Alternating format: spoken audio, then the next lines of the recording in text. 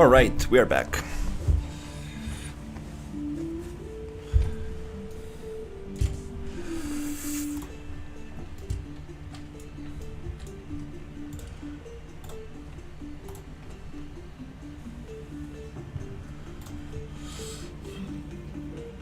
Hey, how's it going?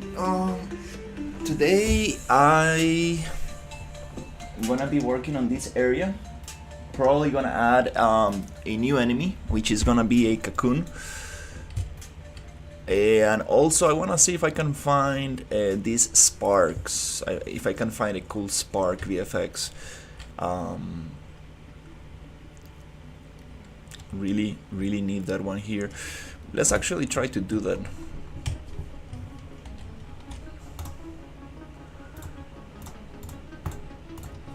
Should have one of them here.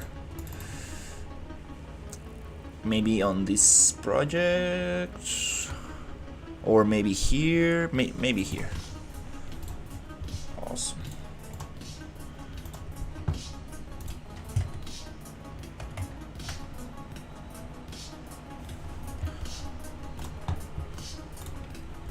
All right, I'll be right back.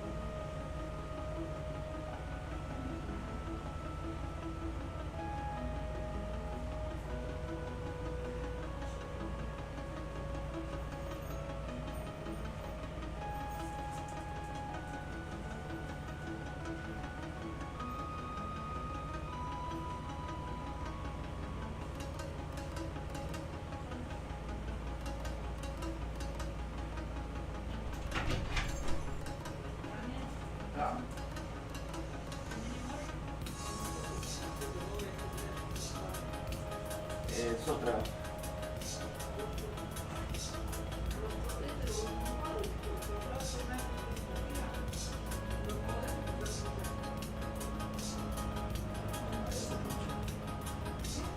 Ya empecé.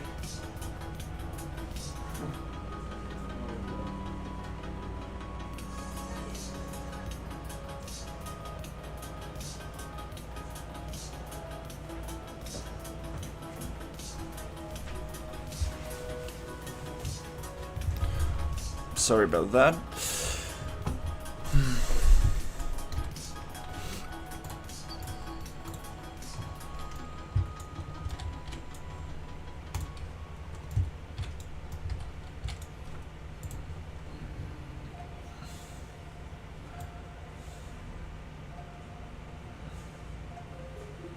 Let's see if we got it here in the infiltrator demo.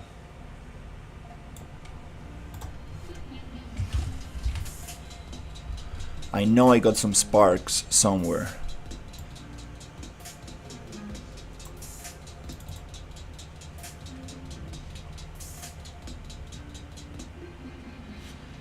That's better. That's awesome. I knew I had some sparks. That's very cool.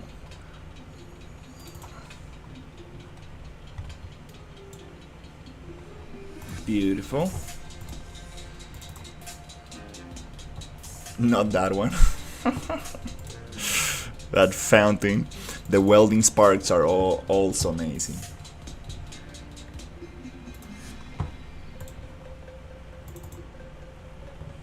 Beautiful. Okay, with this we can definitely do something cool. So 1, 2, 3, 4.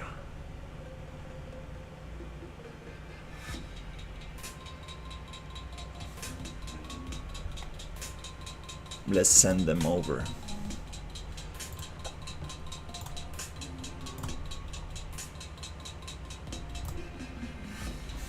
That was quick.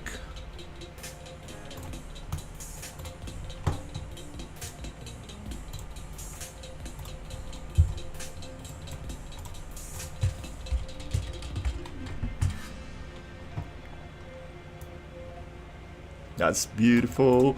So let's check this out.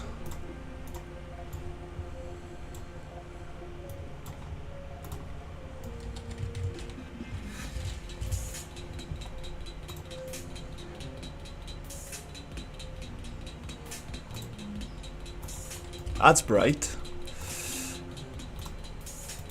And there's like a thunder or something. What the hell is this? Okay, that might be too intense.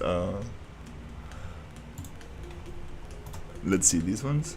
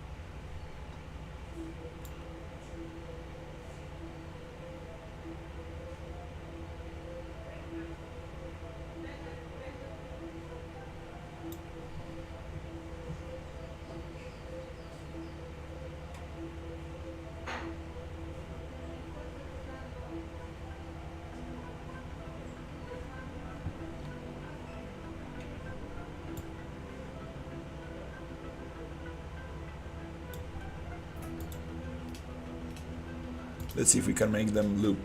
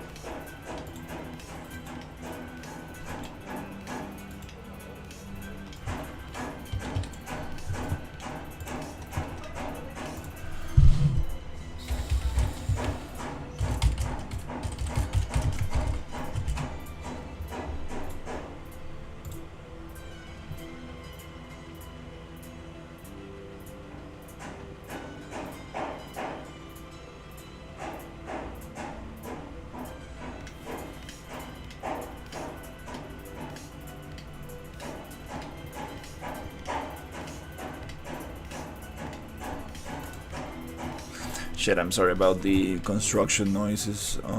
That's gonna be annoying.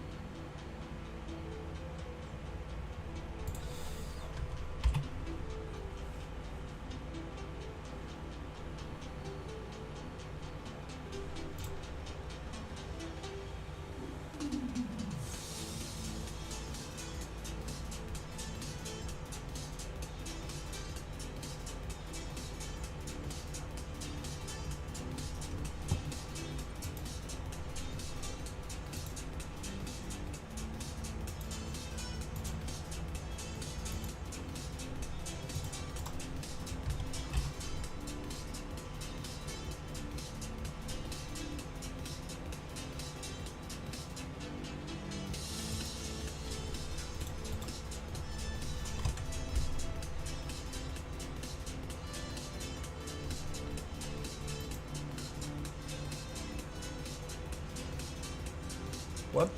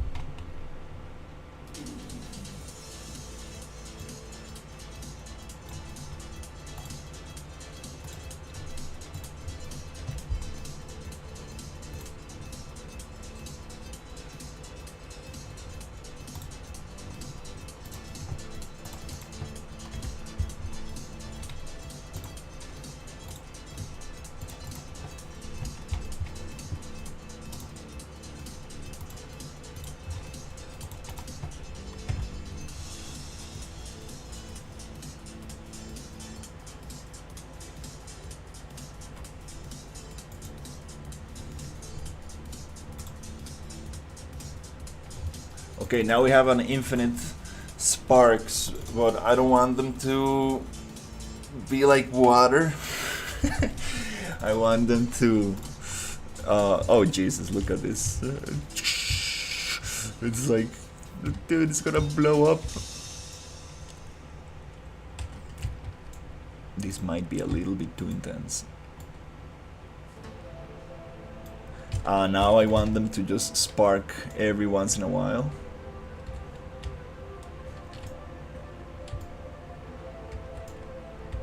That's too crazy.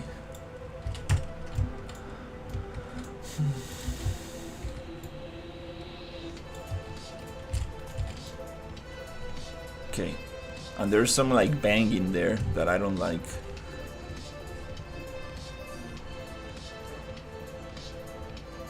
A burst light flash.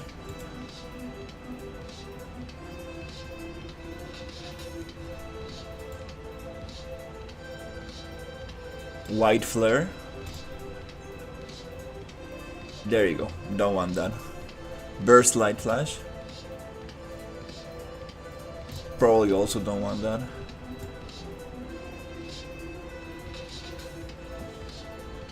So the question is, how can I make them?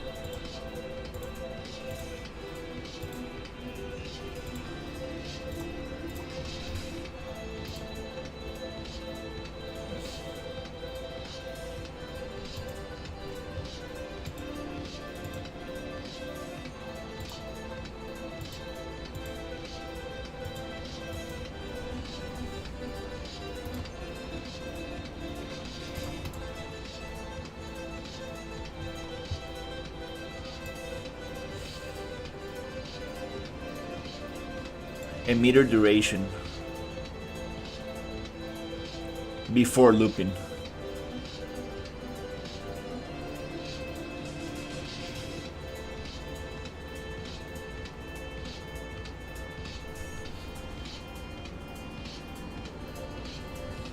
So it needs to be a higher number, like maybe 5 seconds.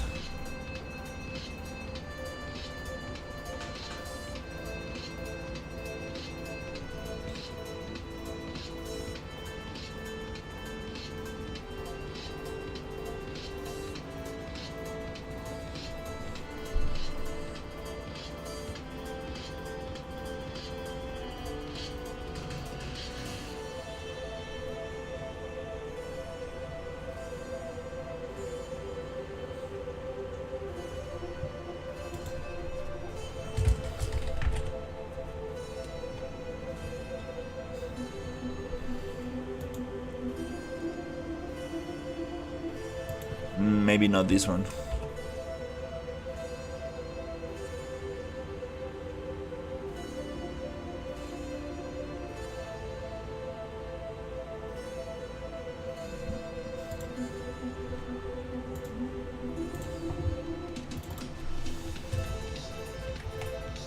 Let's see.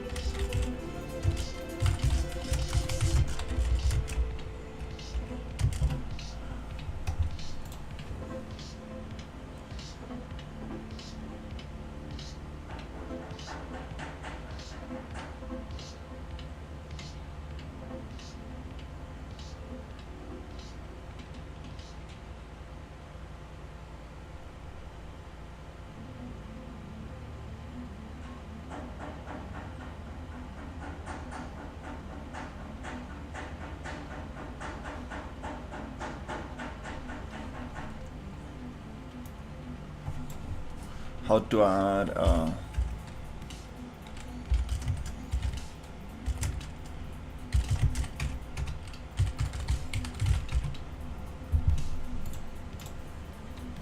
a delay, yeah.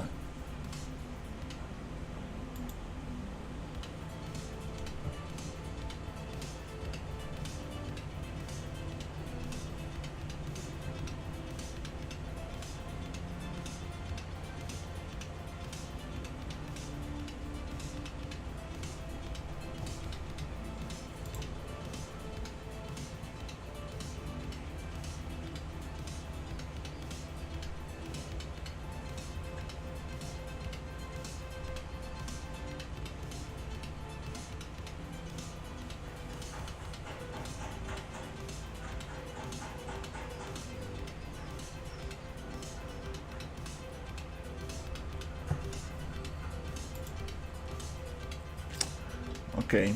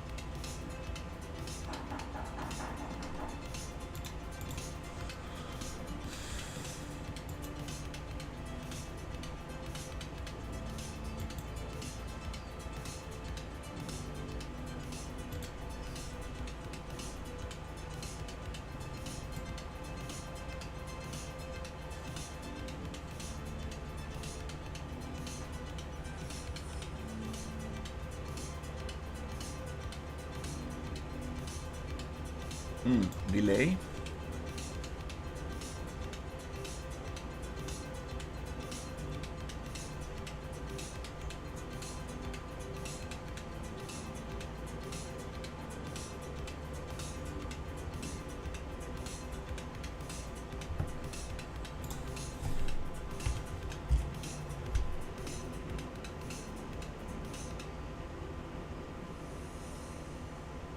Maybe it is an emitter delay. Might be a delay.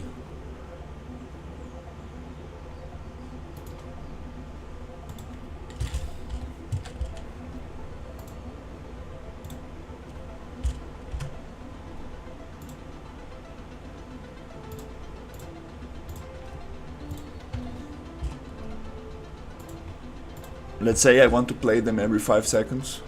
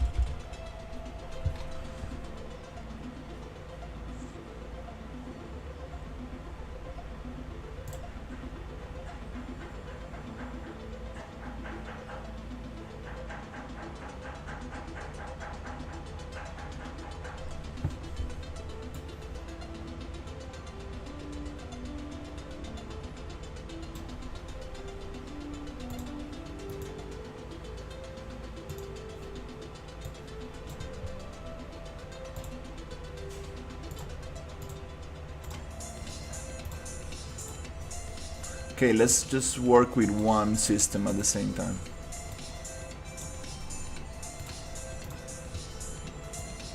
Okay.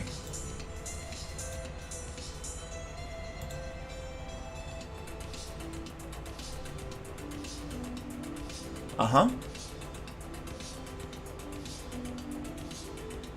Okay, that's going every 5 seconds, I guess. Yeah. Let's push the delay to 0. It's going continuously. Push the delay to 5. It's gonna happen every 5 seconds.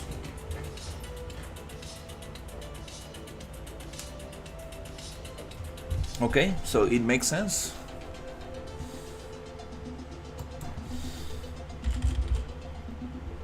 Okay, let's do the same with all the other ones.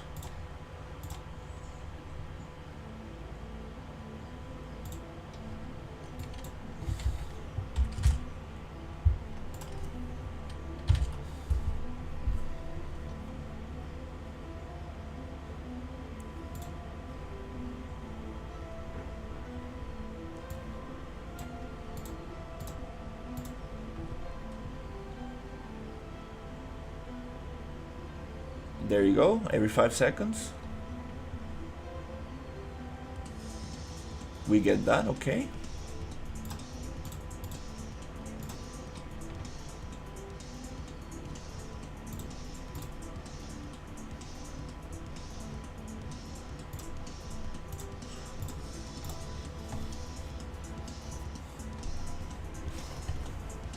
Every 5 seconds we get that.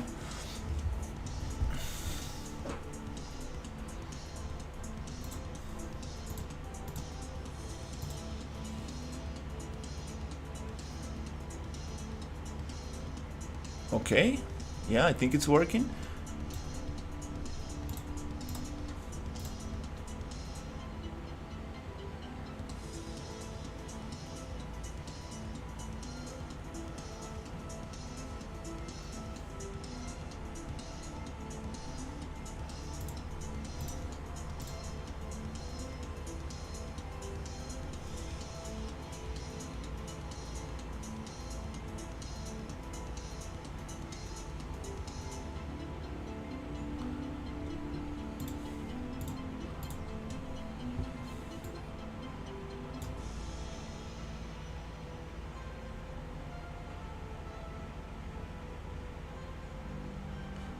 Not all of them are visible.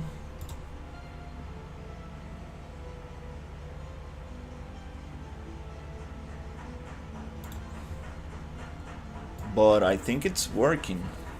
So let's just turn them on.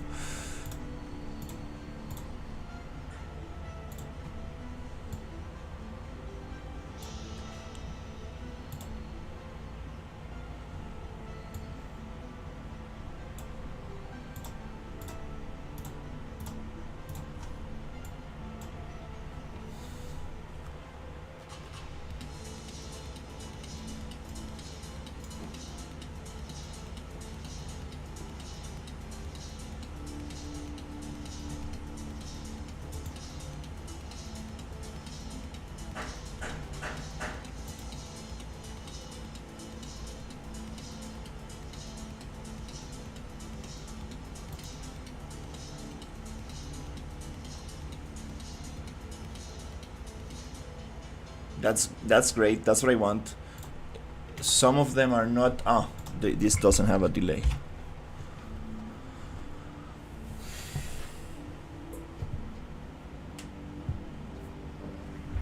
Let's see.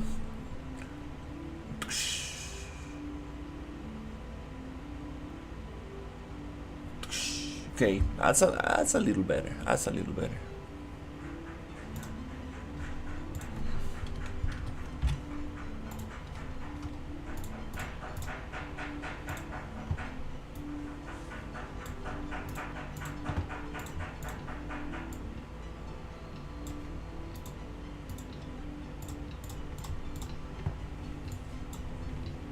Yeah, I think we can do this.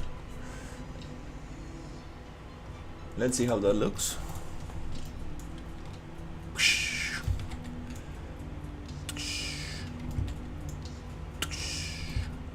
That's better.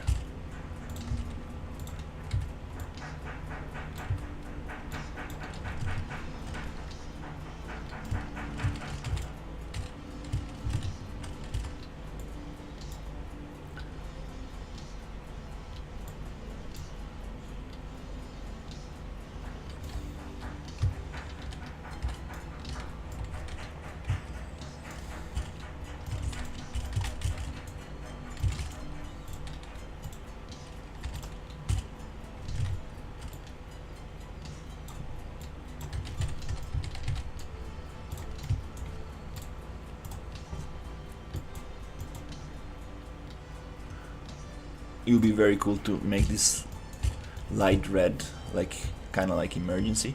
The problem is that with the orange it doesn't really do. Yeah, it doesn't really do much.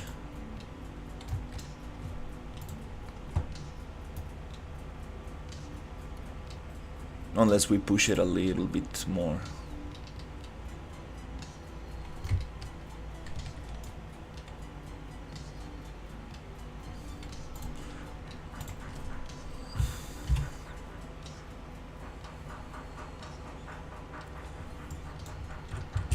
Well, we got some sparks. That's great. Really like these sparks compared to what we had before. Hey Nico, how's it going? Good morning. Got some sparks. Oh.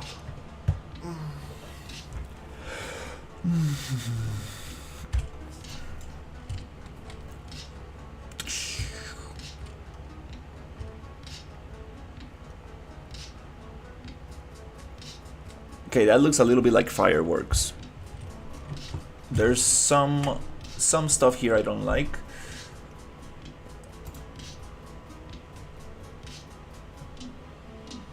The little let's see if we can pinpoint them.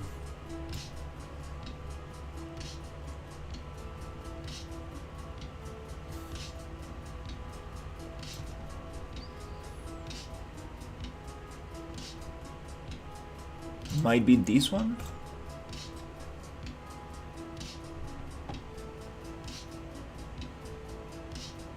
It's kind of hard to tell, to be honest.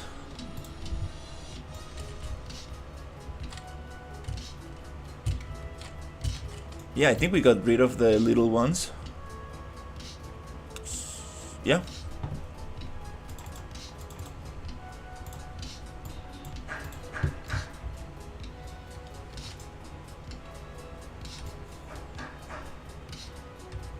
It will be nice to add a little light in there.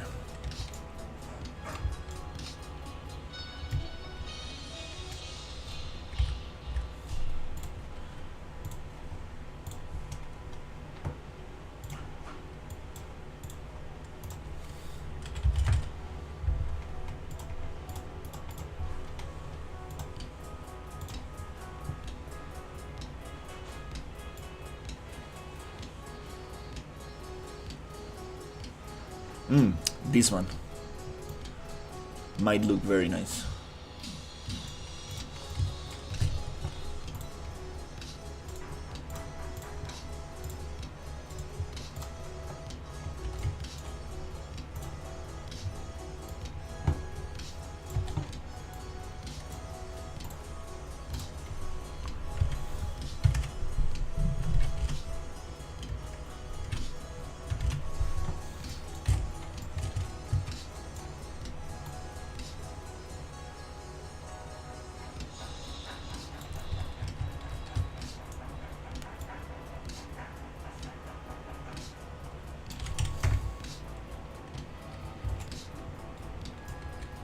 Yep.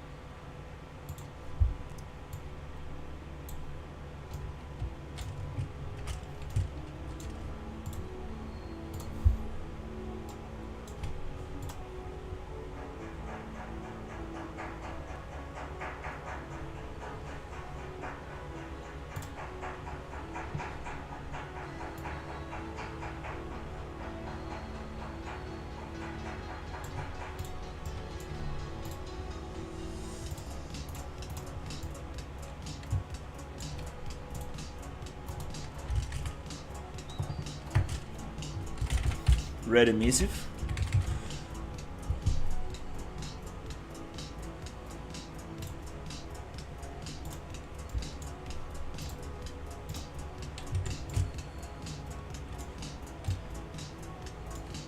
That red emissive needs to actually react to the thing.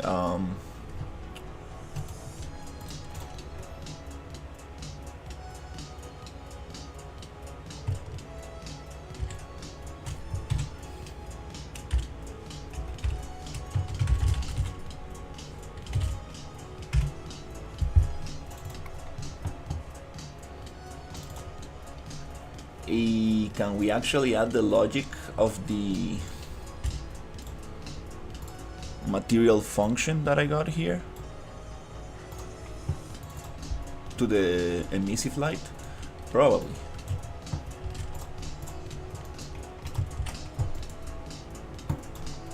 And that goes to emissive color.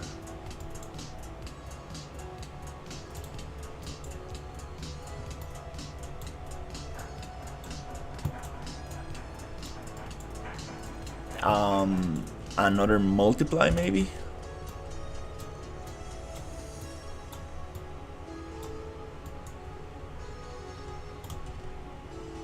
Is it going to flicker? Yep.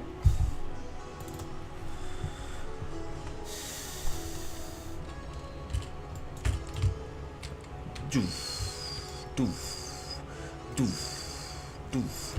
Then some cool cables and little details, better fire. Yeah.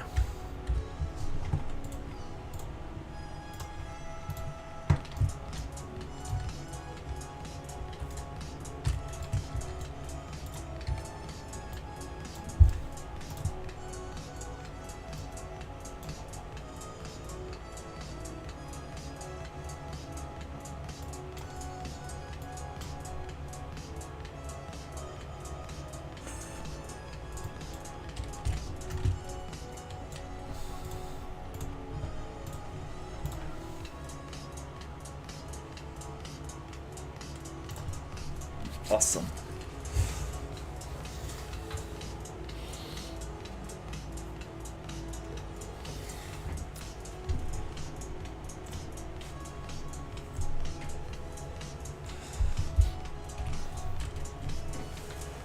Oh, we're still getting those.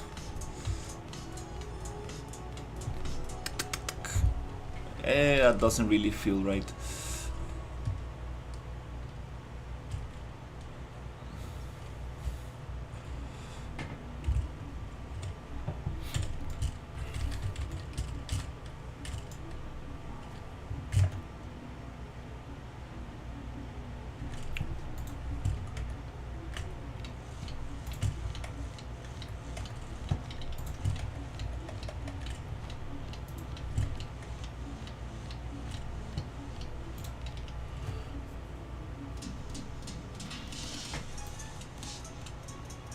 Might be this one.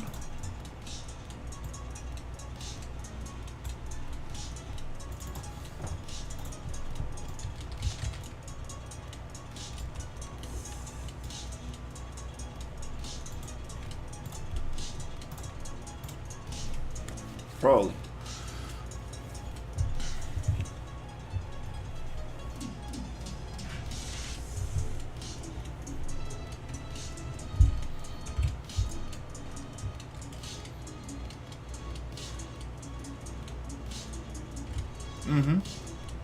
Yeah, we can definitely work on that, make it look a little nicer. Again, the landscape is too sharp. I don't know why that's happening to my landscape. Pretty sure it has enough resolution.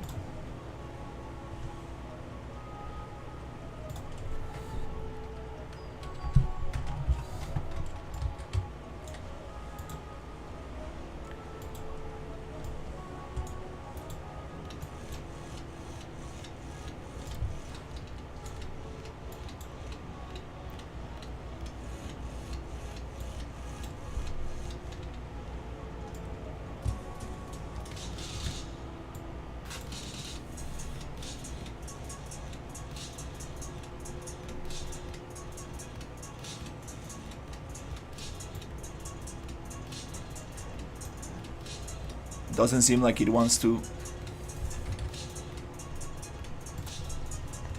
sculpt on it. Oh, now it wants. Oh, still sharp.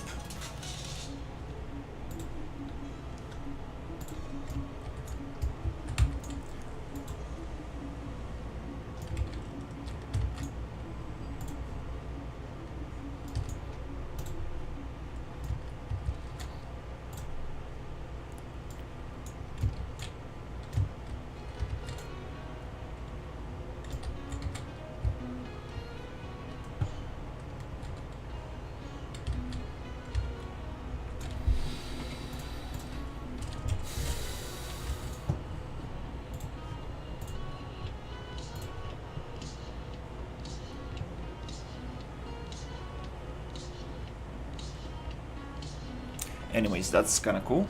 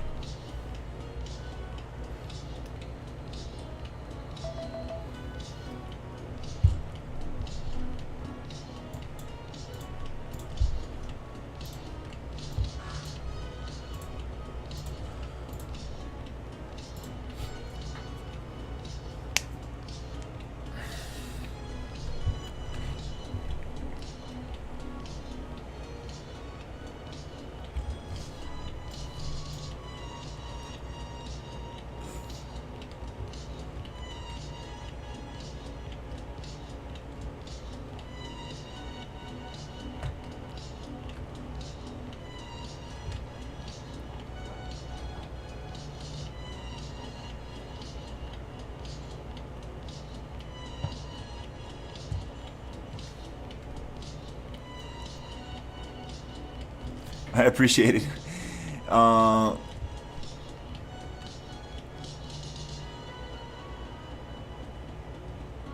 It looks so small, but I'm sure I can sit in there.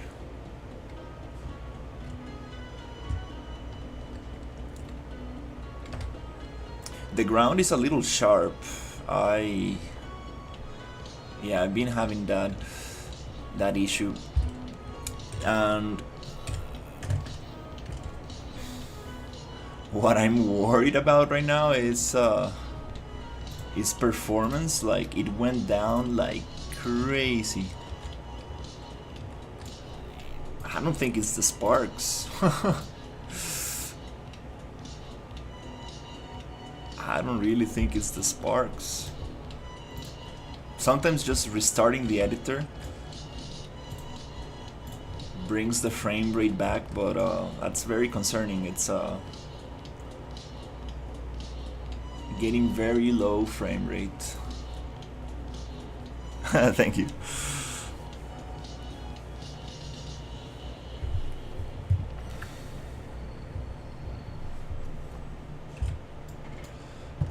Oh no, this is not doable.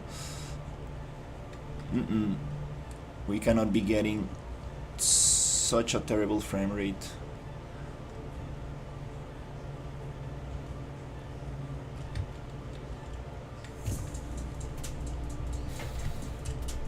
Yeah, I think I need to restart the editor.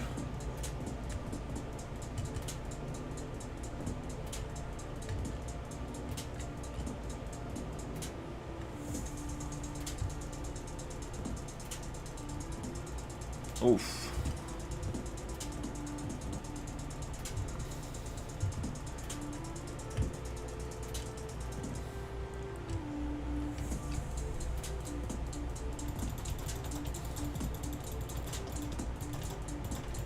People will be like, what the hell, dude? Like, no, this is not. I've been getting that a lot in this project. I add a couple of things, frame rate goes absolutely down, and I restart the editor and things just work totally fine. For some reason it kind of like frees the memory or something. But yeah, this is we are not supposed to be getting such a bad frame rate with just adding a sparks to the level. That's basically what I added. Okay.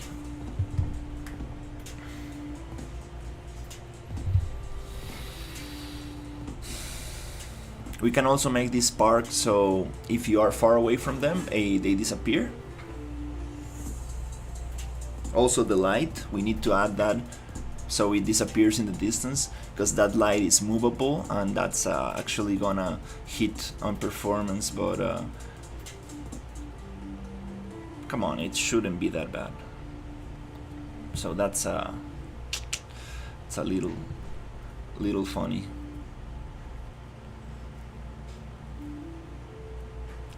Let me take some notes before I forget. So for the BP main component, we added a dispatcher.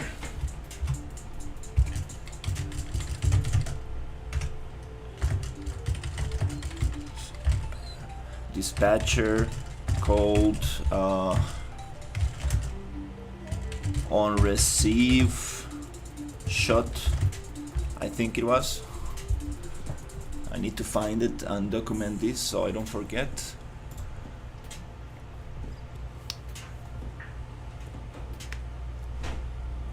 That documentation might come handy in the future. Okay, the project is opening way faster because the area that we are working on is pretty small and I don't have anything else loaded. We have some map errors, we need to check those. Shift H. Okay, now I'm getting way better performance just on the editor.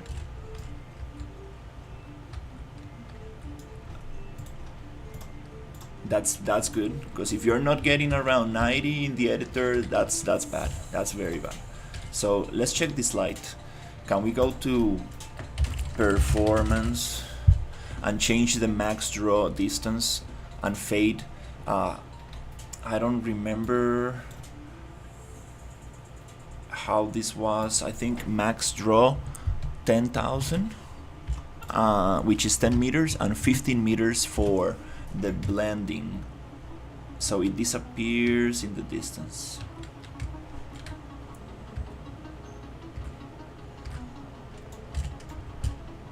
Let's see, it disappears.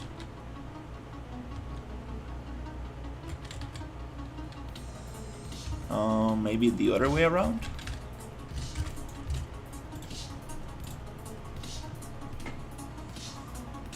Yeah, so let's actually try 5 meters and start blending at 10 meters. There you go. Disappears in the distance. You get closer, the light appears. You get far away, it disappears. Alright, that's gonna help a little bit.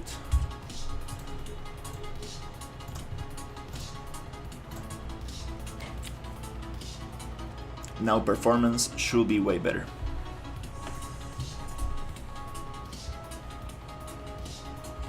Yep, there you go. I knew something was wrong.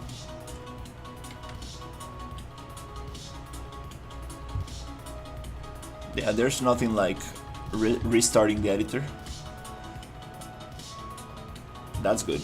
That's how it's supposed to be. And we can probably make it go higher. If we look at the ground, we should be getting 110, 110. We should be getting 120 looking at the ground. Then the VFX also, I'm gonna make them disappear in the distance. No need to have that running in there.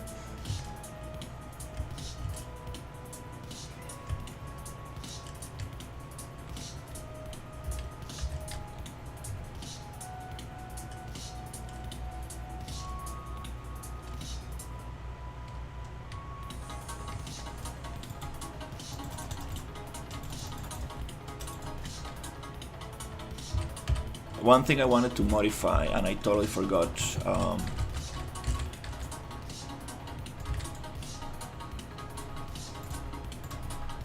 the this creature, the jump attack, it has a very big radius, which is gonna be very strange. We don't want that, because it looks like it's hitting you but it's not touching you, and that's pretty bad.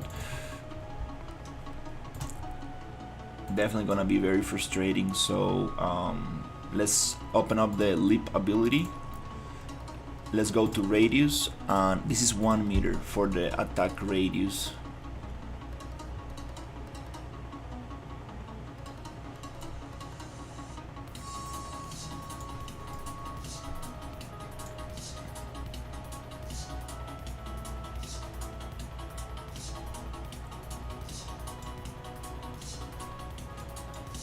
Telegraph circle.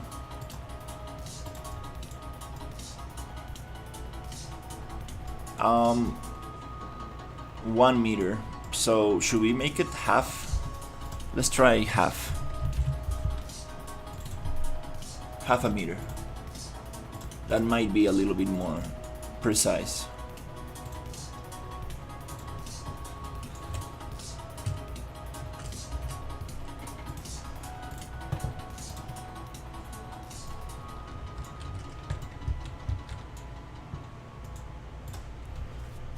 Wow, it's been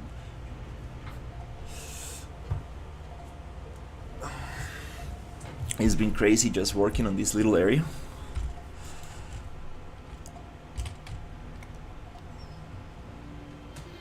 But I like it. I think it's a good idea. Oh, still doing damage. I want to be able to dodge these jump attacks from the worms. Yeah, that makes a little bit more sense.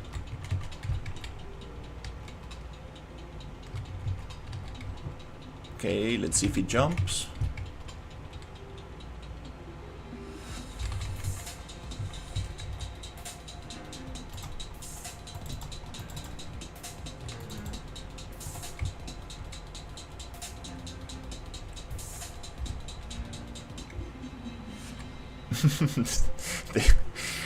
the rolling worm, definitely need to see how can we stop that. Maybe simulate physics and then stop it. It's just another thing that is very fun is when it spins around. Can't wait to record some good sounds for this.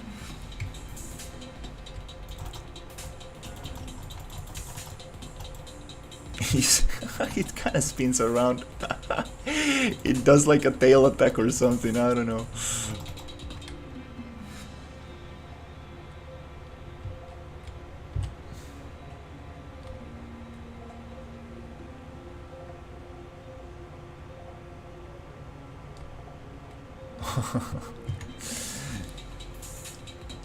Okay.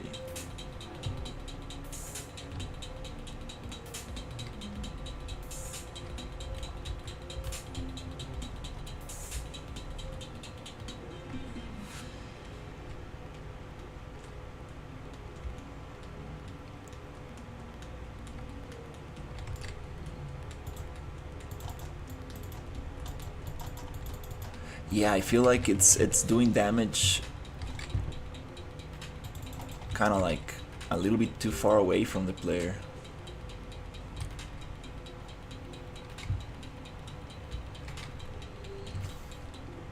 That's the thing.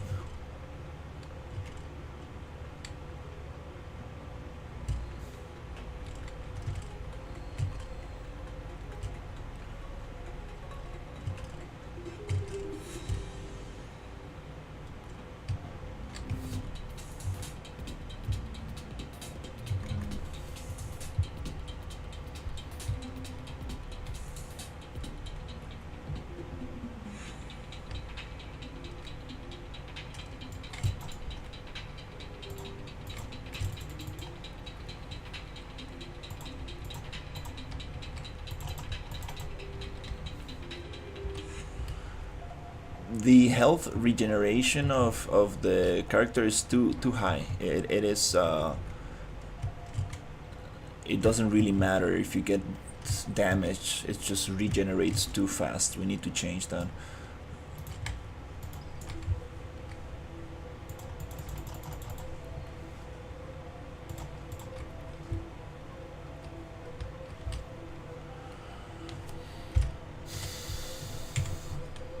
Yeah, the character health regeneration is just too much.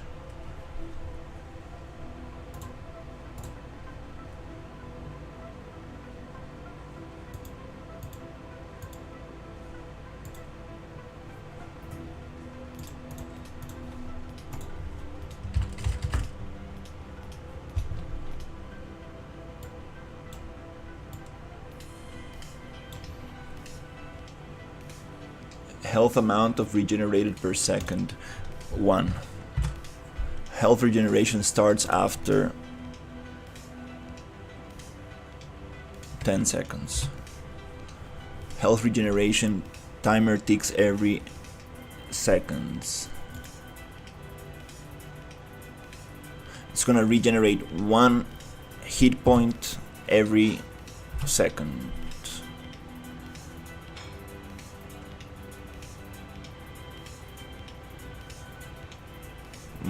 Might be too fast also. Let's test it.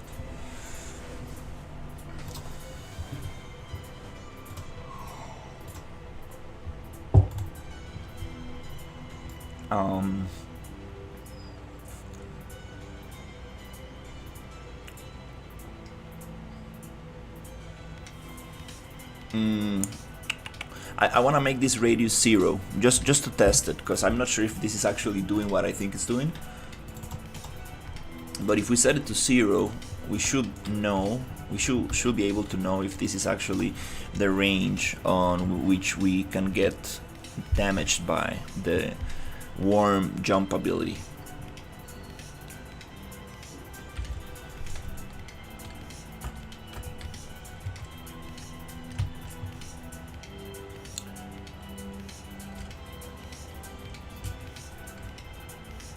Nope. It has nothing to do with that.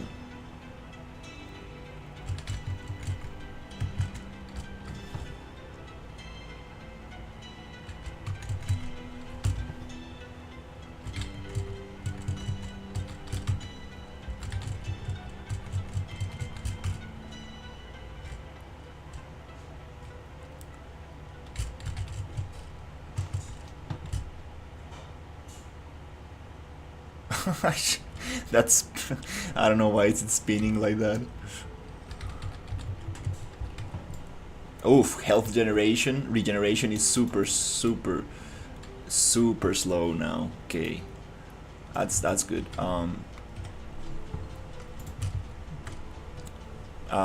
Okay, I guess I'm gonna just leave it how it was.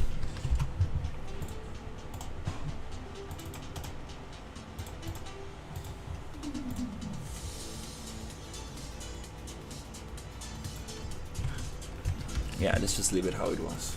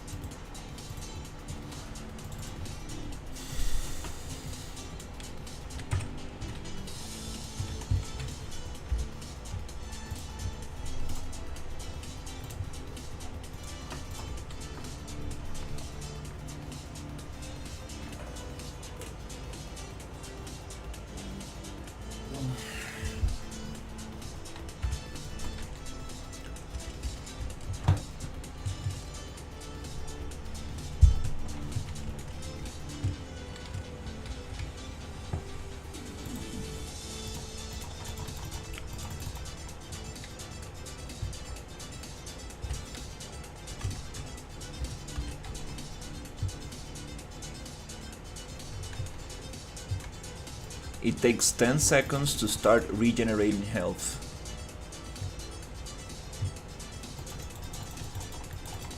Then, after 10 seconds, it regenerates 1 point per second. Let me see if that's right. Yeah, that feels a little bit better. We might be a little bit more strict. Yeah, we might be might make it 1 point every 3 seconds to make it slower.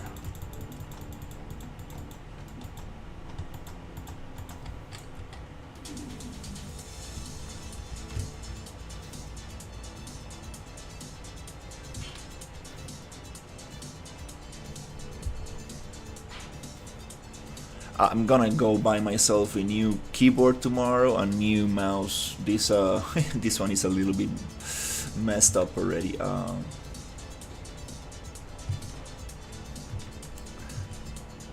It's time to change them up. Oof, I need to go open the door. It's too hot in here. Too hot in here. I'll be right back.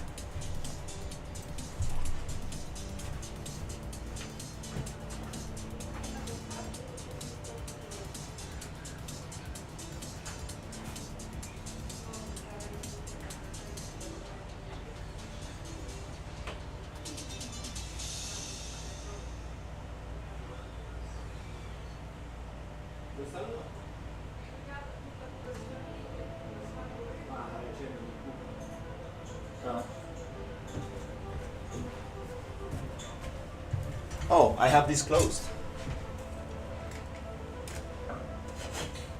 That makes a lot of sense. Я тут закрив вікно, чому вчора точно засенисов. Буде краще зараз, так? That makes a lot of sense. I closed these windows yesterday because the rain. Now it's gonna get a little bit fresher.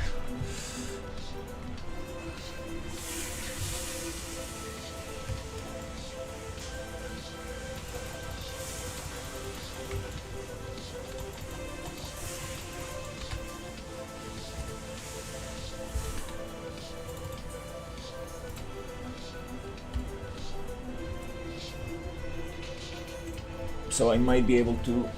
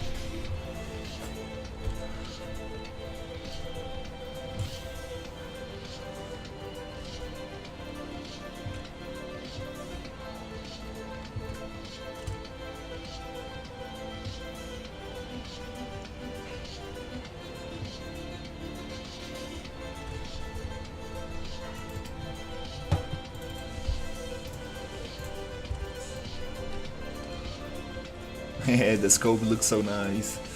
Very happy about that one.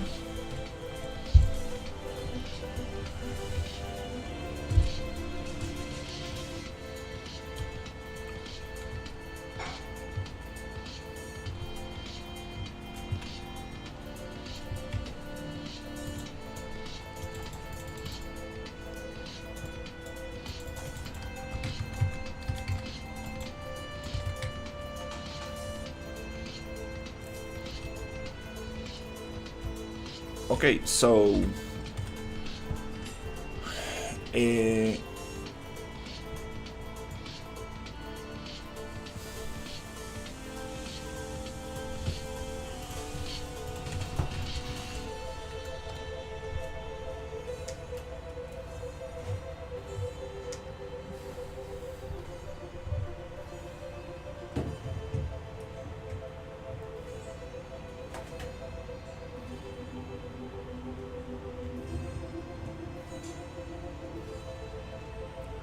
So,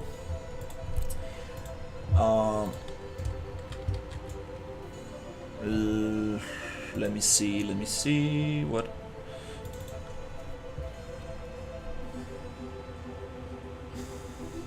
Should we do next?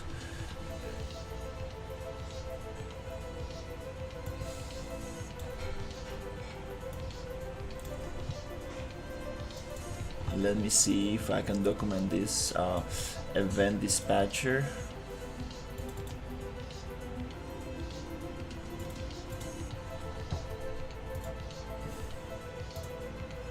Right here. Receive damage shot. Here's where we added it.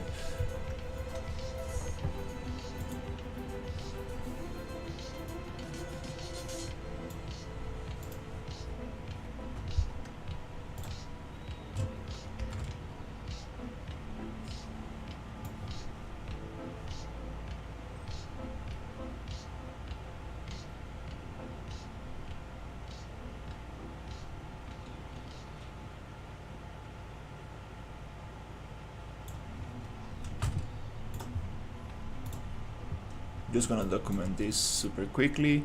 Event dispatcher here into the BP main component. Receive damage shot.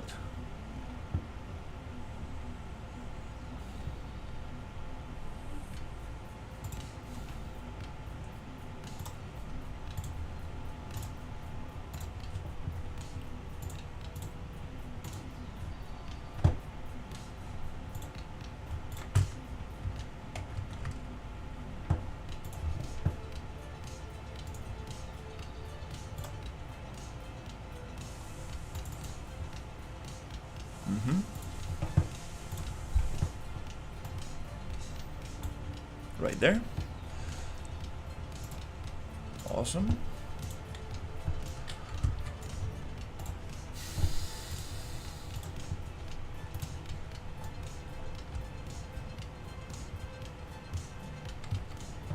Okay, so we got that here.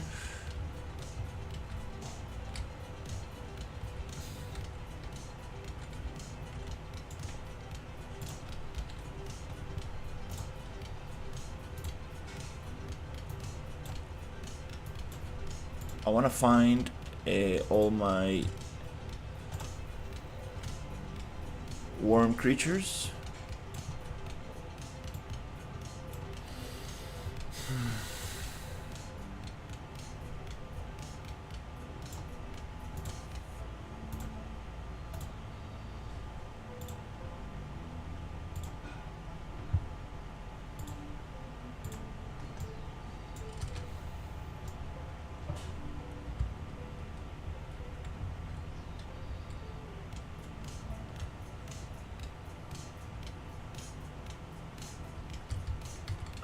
So here we might be able to add more.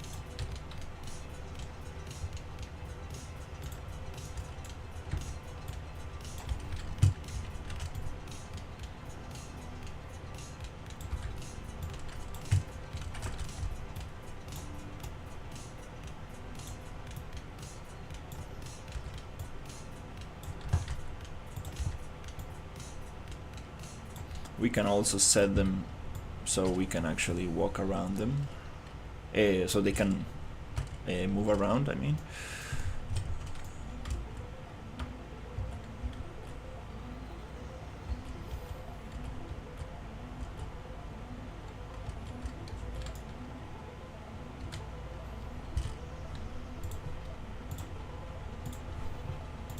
Alright, I'm gonna give it one last playthrough, and I think next step is gonna be the cocoon enemy.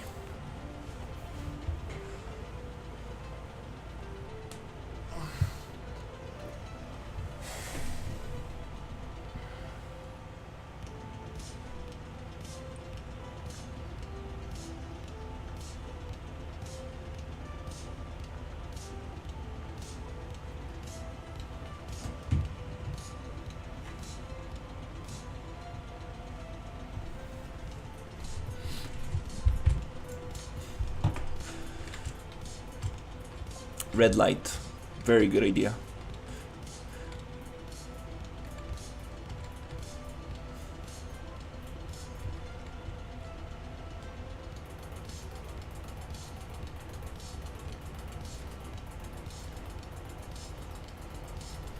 We actually don't want things to be overlapping this thing. Oh crap. So let me try seeing if we can actually paint another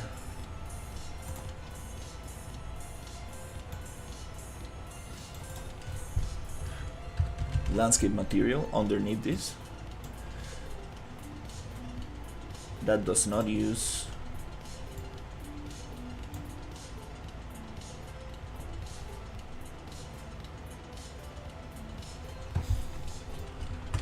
these grass types. Let me just double check here.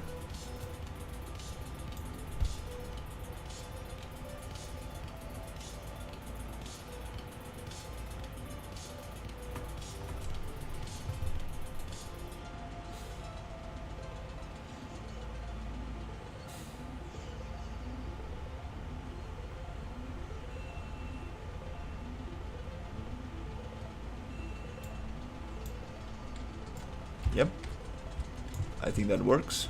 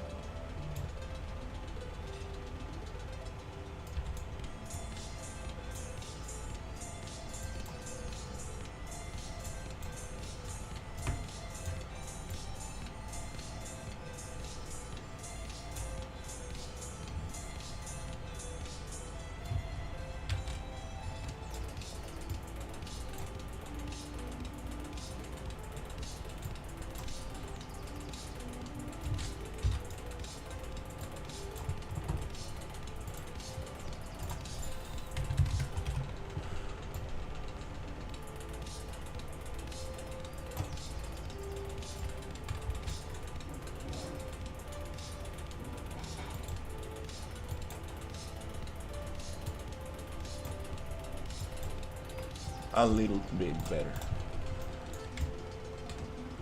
Just want to check if it messed up my landscape. No, I think it was the rock layer that was not properly set up. Okay. Okay, cool.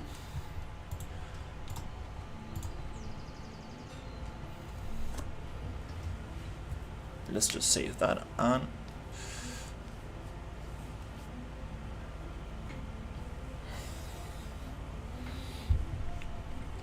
See if we can get the cocoon enemy.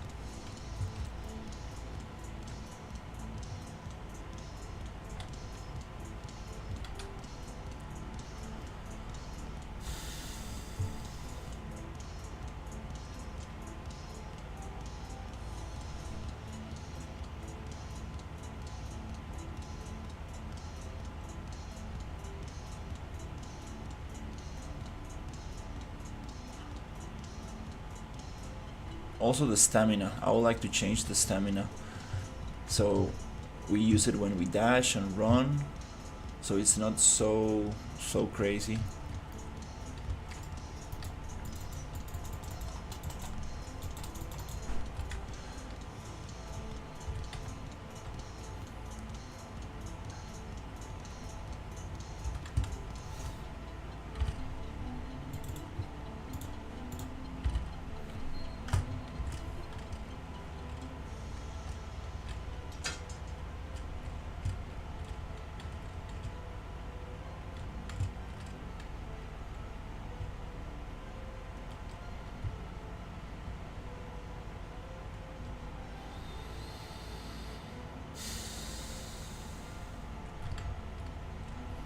I appreciate it.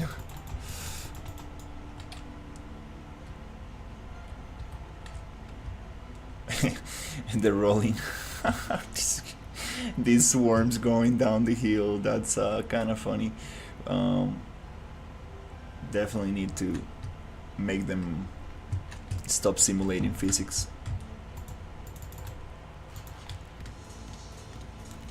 Hey, don't stay there. Oh, okay.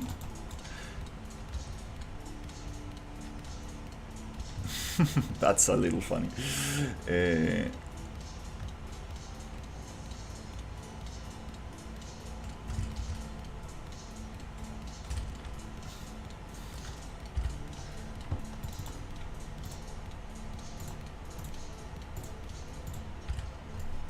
I love how the scope looks.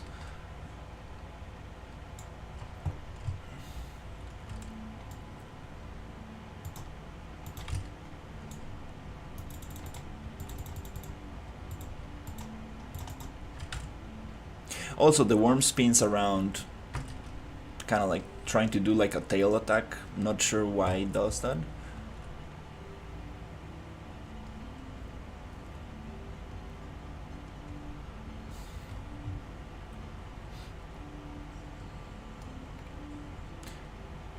Here, I think I might be able to make the map a little bit narrow.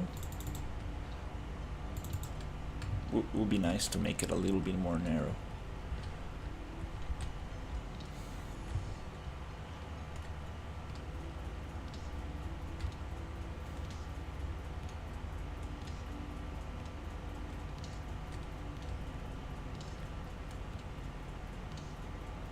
And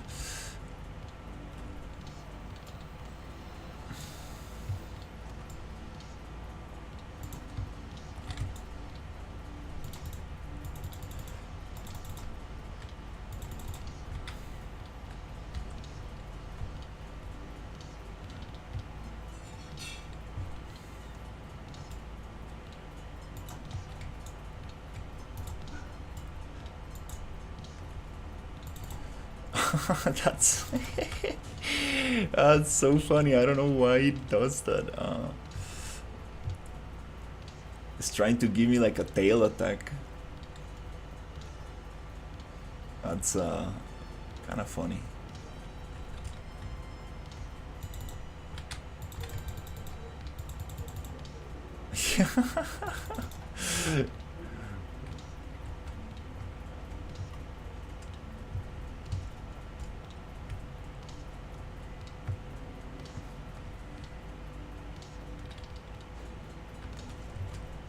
Is it happening because I'm getting too close to the worm, or?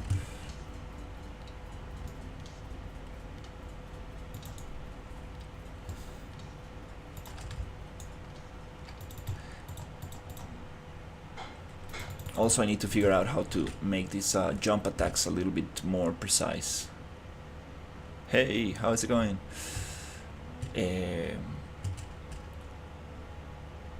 But yeah, it's gonna be very, very cool. Okay, nice. We're running out of water and food, so we should have some of it in the... Another cool thing about these worms is that they go and find reinforcements. That's some... Okay. They got me.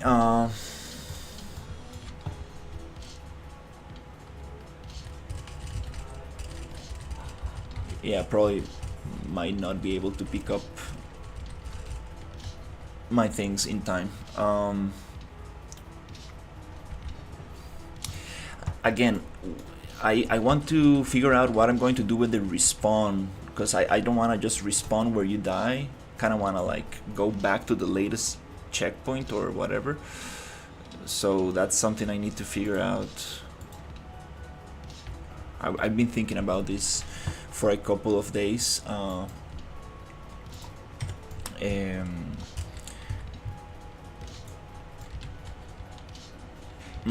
That's an interesting thing right there.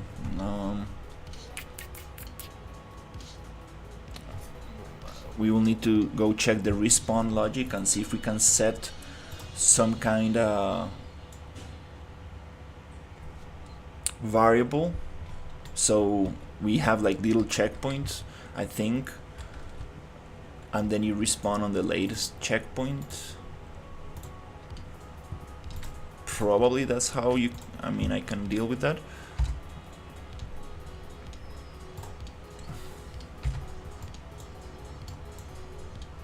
So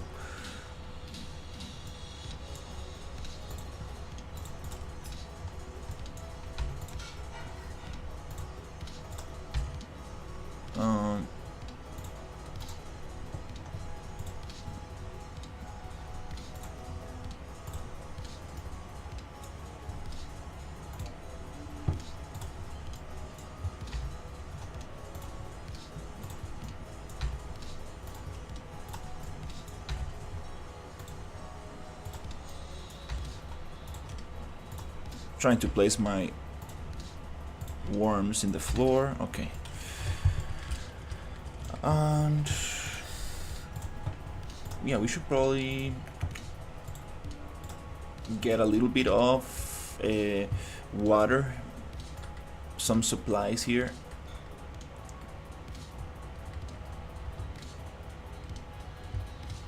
Maybe we can hide them.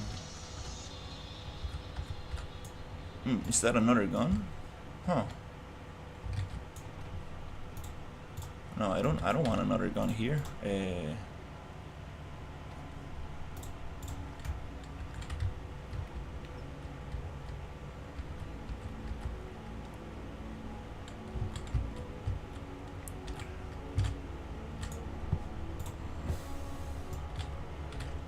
Silencers. Right now we're not gonna deal with that. The normal mag we already have. Explosive and electric bullets, not now. Let's get the mag, the bigger mag, little by little. Not gonna give all the goodies at the same time.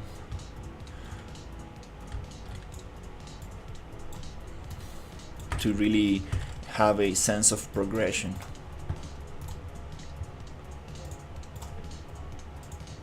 Copy all properties, paste all properties, delete that thing.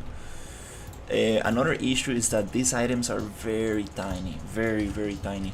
I should change the UI for them, because now we have only a little bit, like a little dot, and it doesn't really work very well.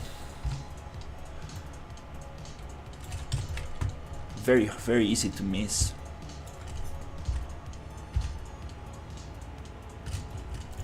So I definitely need to change that. Again, I don't know how to get the water and the food.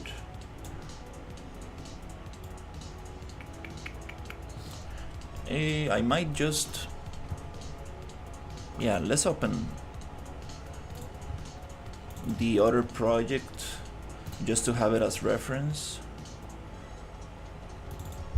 and I should be able to just see what the name of the items is, so I can place some water and food there. And okay,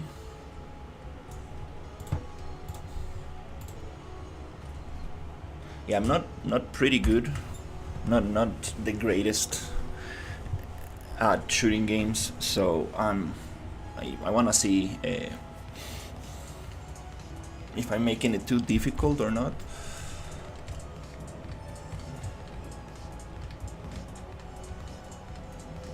And we also need some kind of like tutorial, some kind of like volume trigger boxes, so it kind of like explains a little bit how to pick up stuff and modify your weapon. but I want to make it in a kind of like a nice way, not too much in your face.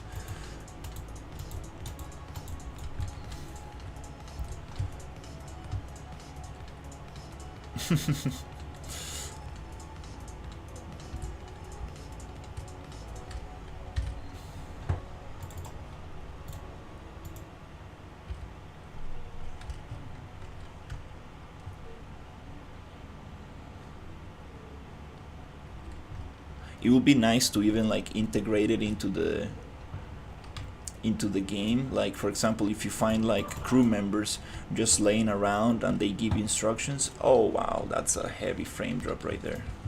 Oh, maybe because we're opening another project.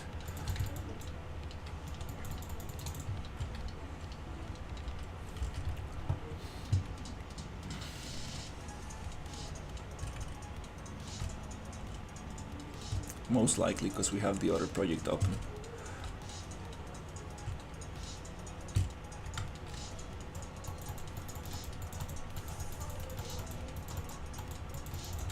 And also I need to start getting a better idea of sound.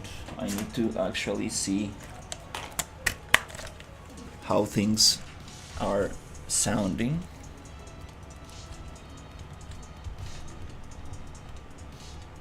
Because sound is gonna be very important.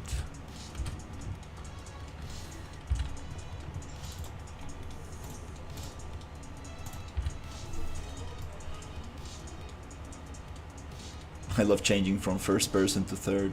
So cool.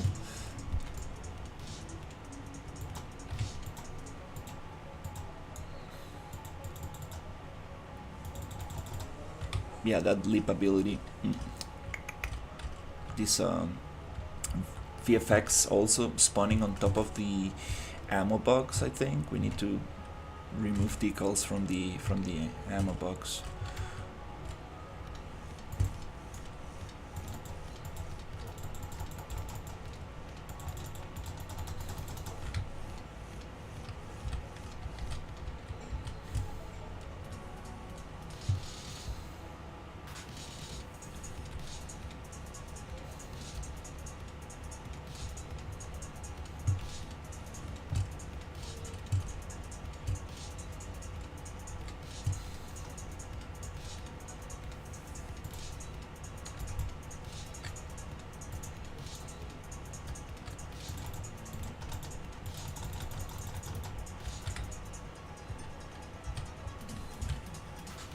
The reloading sound is so nice.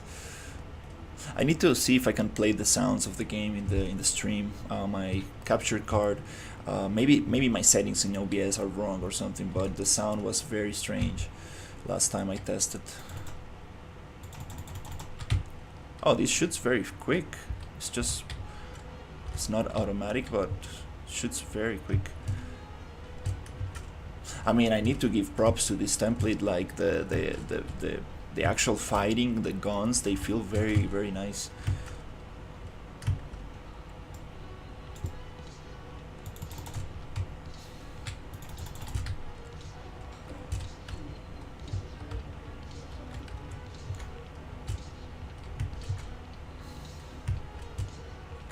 And definitely we need some set dressing.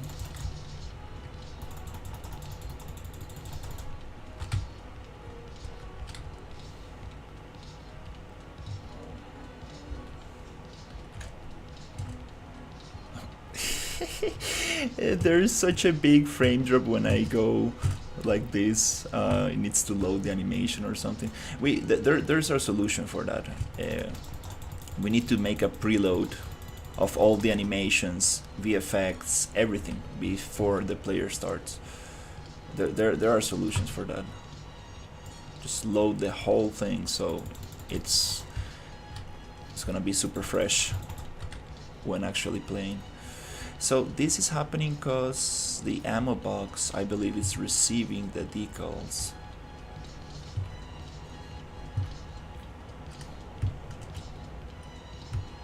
No, I think, yeah, I think it's a good.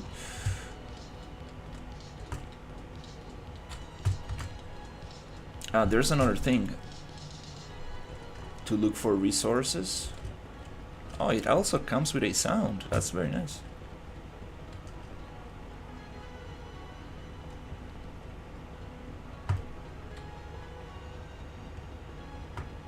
Oh, there you go. But it gives you a very little. Oh, it does. It's kind of cool. Like actually, I like this mechanic. And you get to see the topology of the meshes, which is something that I don't wanna really show, but it's okay.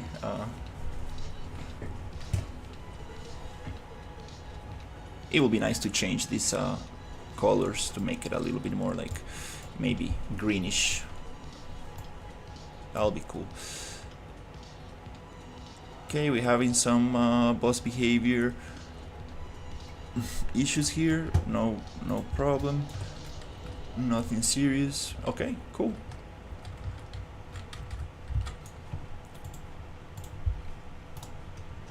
Sweet. So definitely a lot of polishing to do and stuff, but let's move forward.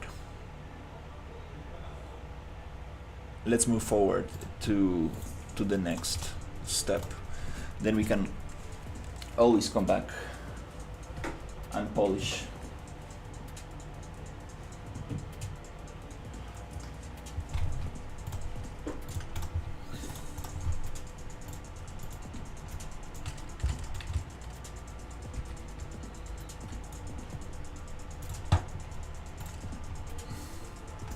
I wanna just see where the food and the water is. Up, there you go.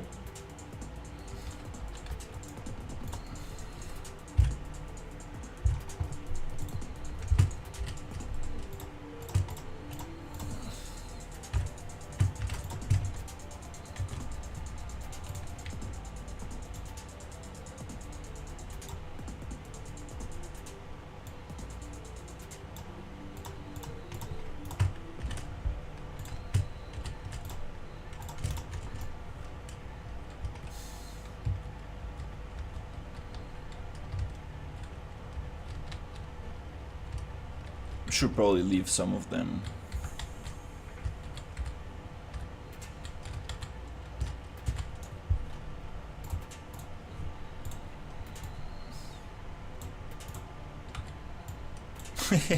Yeah, this is gonna be inside the box for sure. It's just not gonna be laying around like that. I'm definitely gonna change these icons, these meshes, to something that makes a little bit more sense.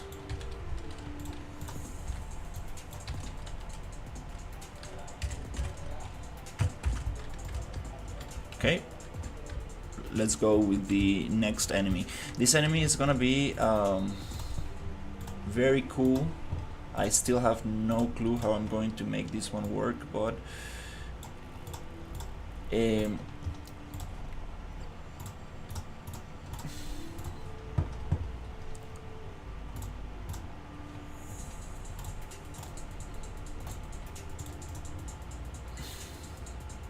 want to take some notes.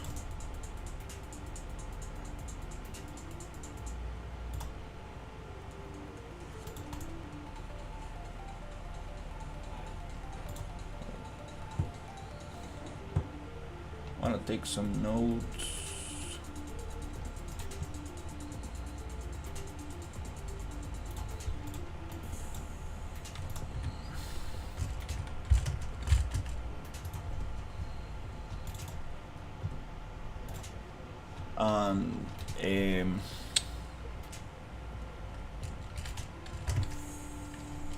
Add green blood to worms when damaged by a close combat attacks. Randomize the chance of dropping items. Worm spins around too much, kind of like tail attack. Don't really want that.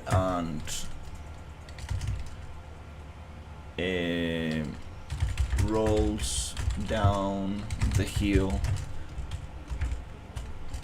after that. Too much. We need to cut those simulations there.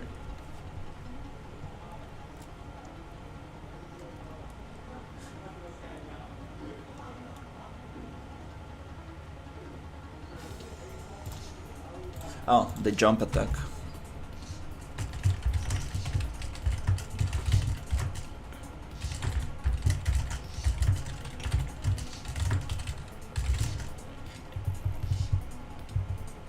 Feels unjust or just wrong.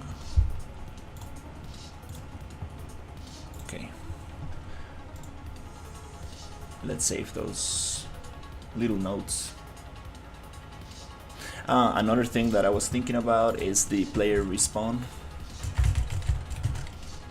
Respawn based on checkpoint. This is a big one.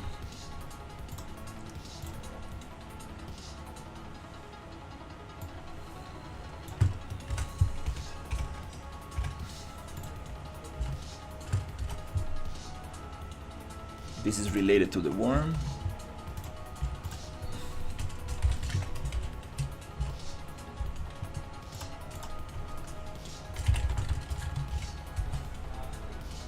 Related to the player. Okay.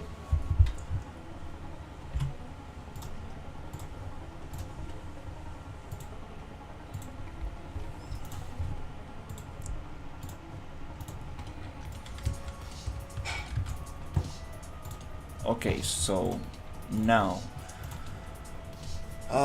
let me think about the other enemy. What are we going to do with the other enemy? What are we going to do with the other enemy? Okay. I want the cocoon to come down these canyons.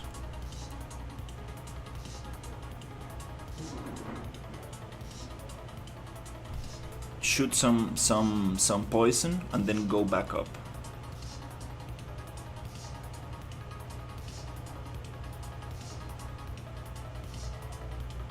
We could make them bite as well, but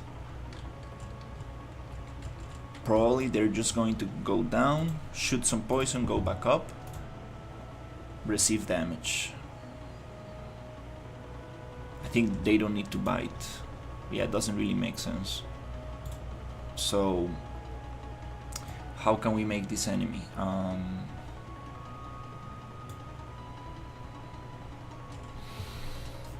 We could just use blueprints and come up with the whole thing, or we can base it on the boss AI toolkit because it has some cool abilities for like radial attacks.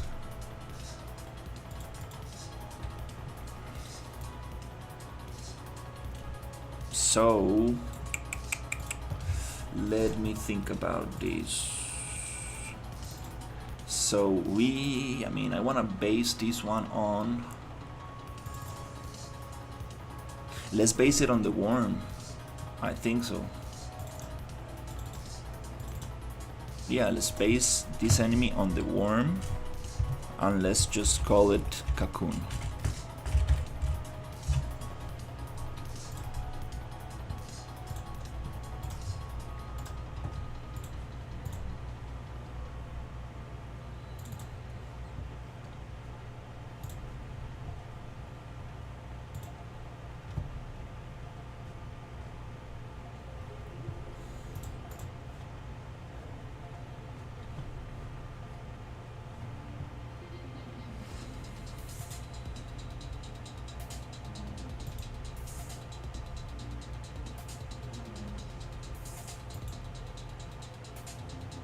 Look at this. It doesn't have a skeletal mesh on the body.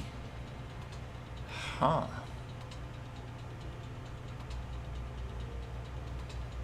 Just on the parent.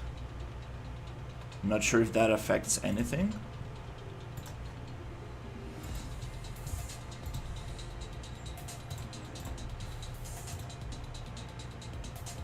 Okay.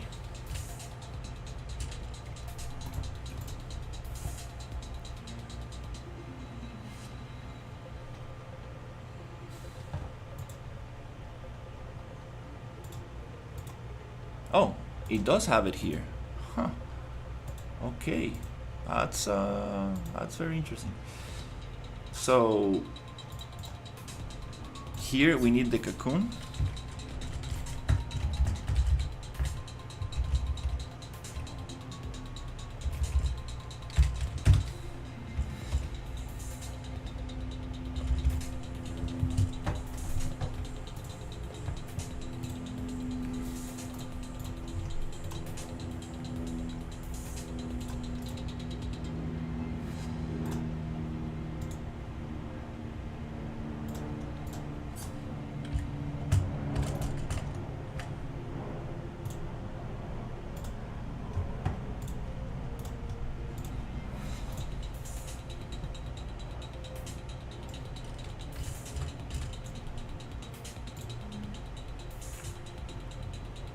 Okay.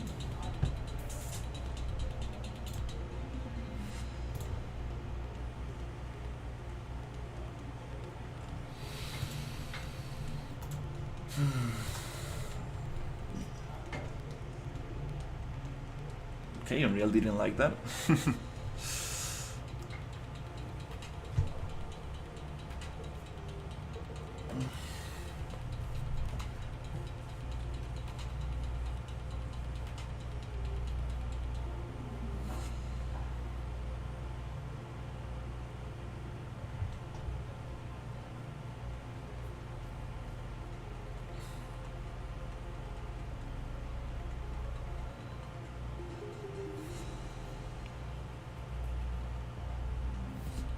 And we're gonna make it shoot some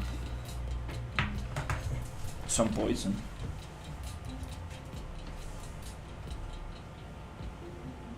And then go back up. Let me check something here.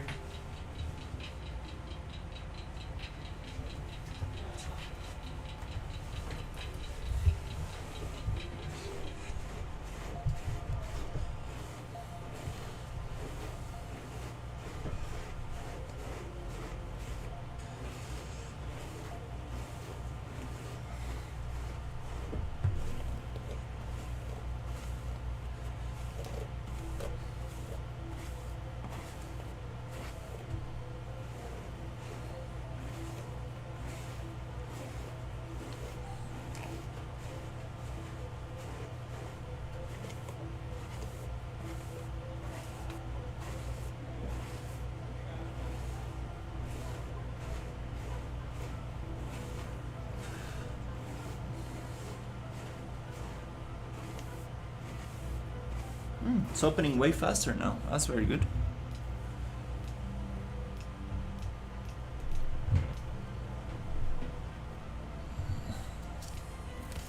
We are getting some map errors. I want to check what's going on in there.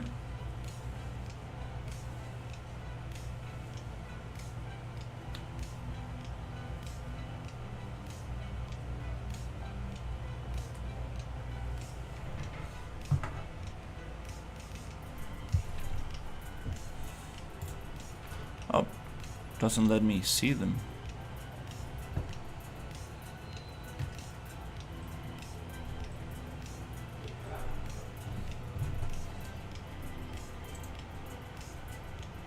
Doesn't let me see the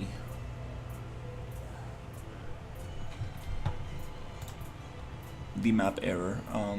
So body animation blueprint reset.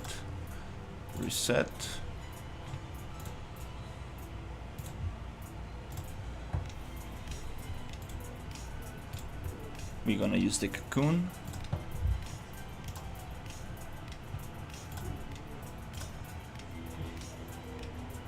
Oh crap, it doesn't like to change there. Fuck. Oops, maybe because animation blueprint is playing. Oops.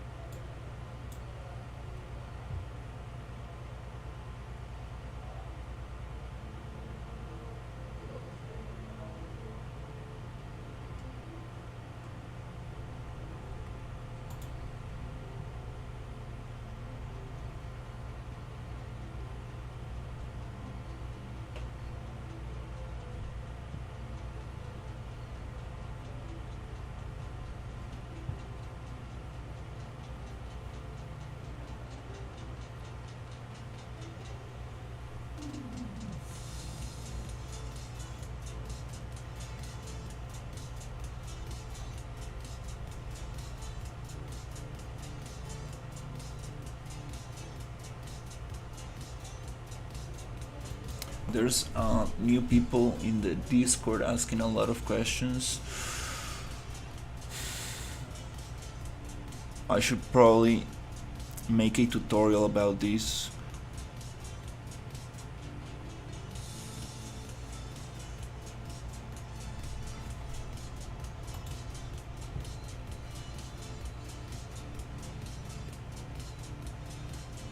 Because that's a very frequent question. People will be asking that a lot. Oh, I couldn't see the map error.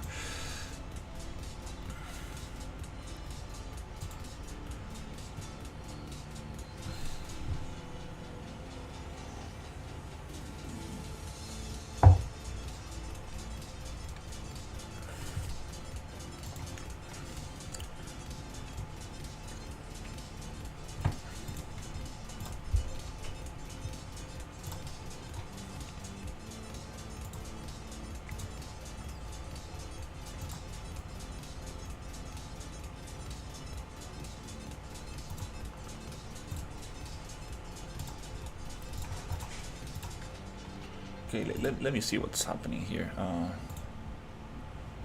Let's go little by little. Let's get the parent first. Let's get the child. Okay, take off the animation blueprint so it doesn't crash or whatever. Okay, let's see. What do we have here? Okay.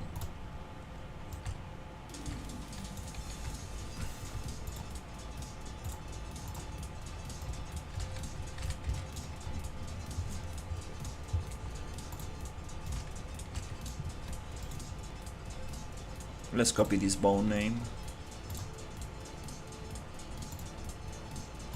Attach this to that bone.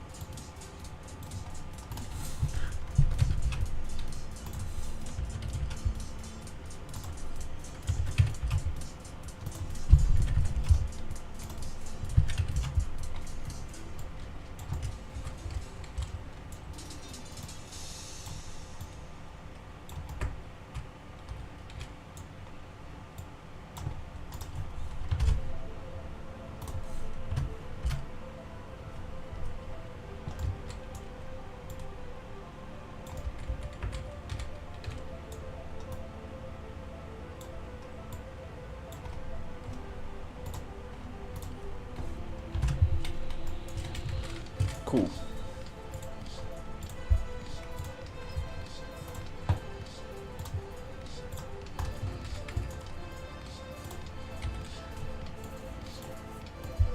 Okay, this thing I want to flip It's gonna be looking at the other side. It's gonna be hanging like this.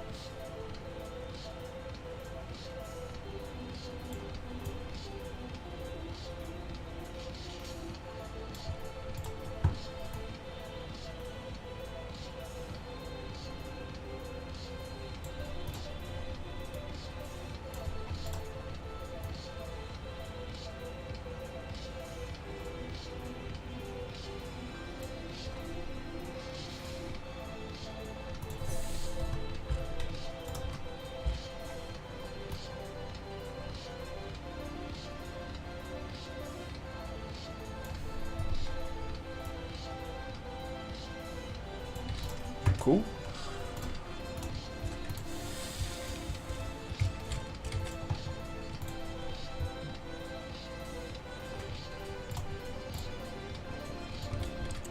That's very nice. Next step, let me close these things.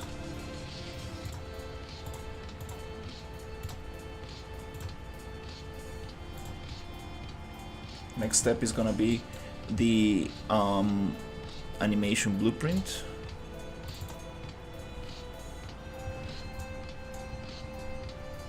So this one,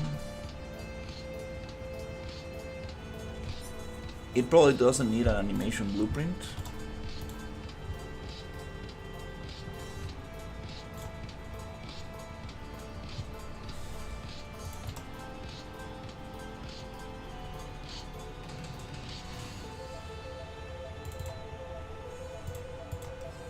And I believe it doesn't even have animations. It just has idle. Kinda makes sense.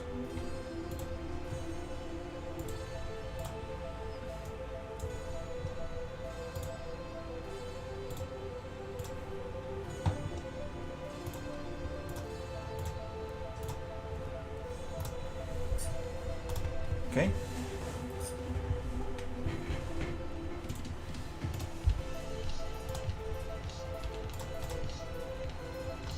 So these things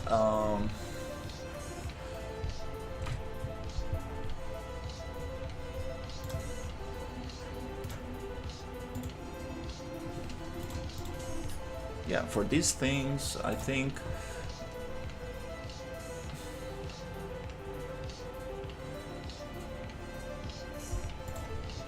probably gonna use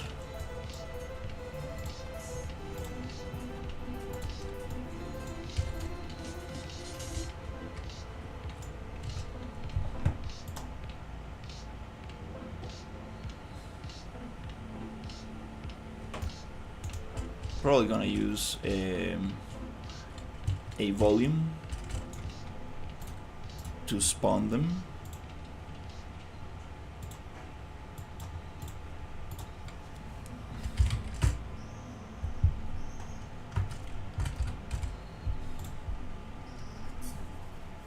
Let's try to use this one.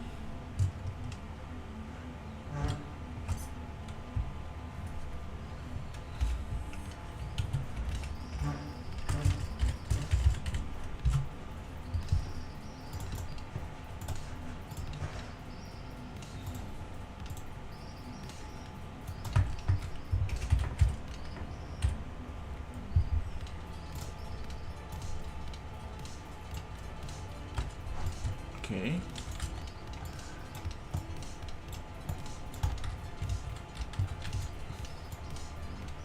Okay, this one is gonna be pretty interesting because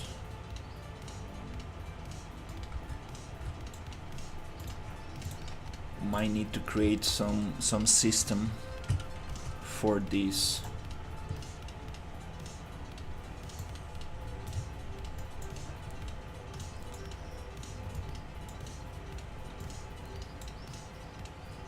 Okay.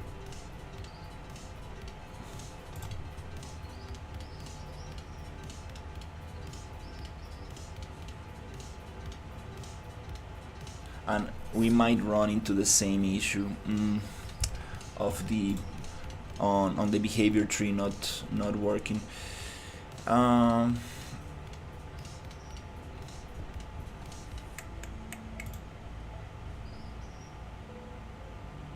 crap, okay, this one.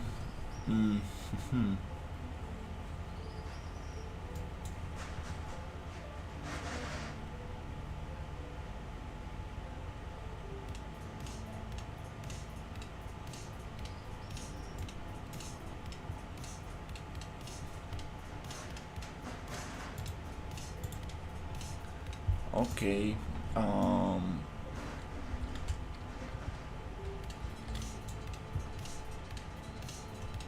Okay, let's go from the bare minimum. Okay, so I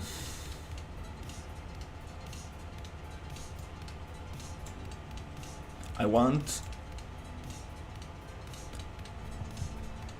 maybe we can make it so we can create two different assets inside of here. Not sure what's a good idea to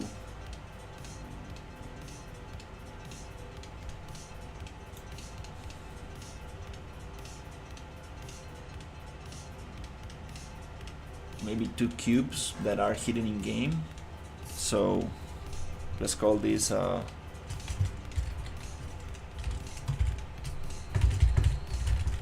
start position. Let's call this end position.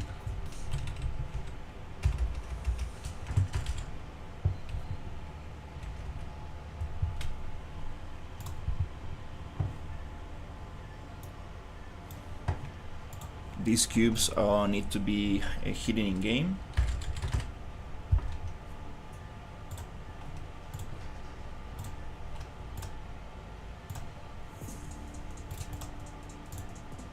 Okay.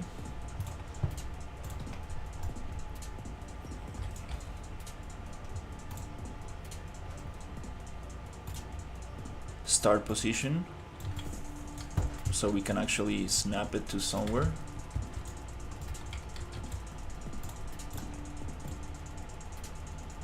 Somewhere here, and I want it to go down here, somewhere here.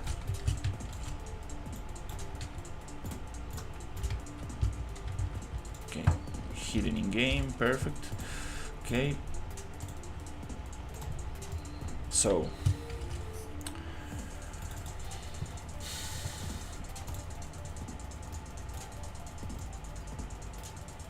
okay, I'm gonna copy this logic.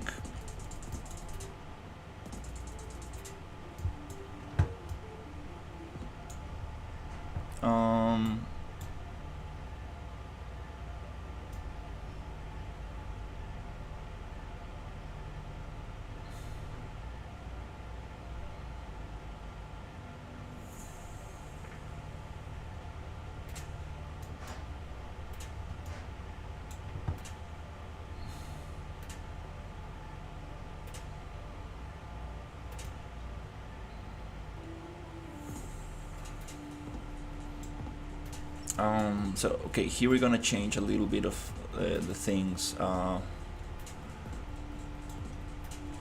Okay. Okay, we're gonna get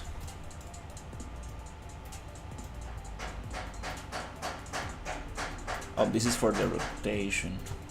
Okay.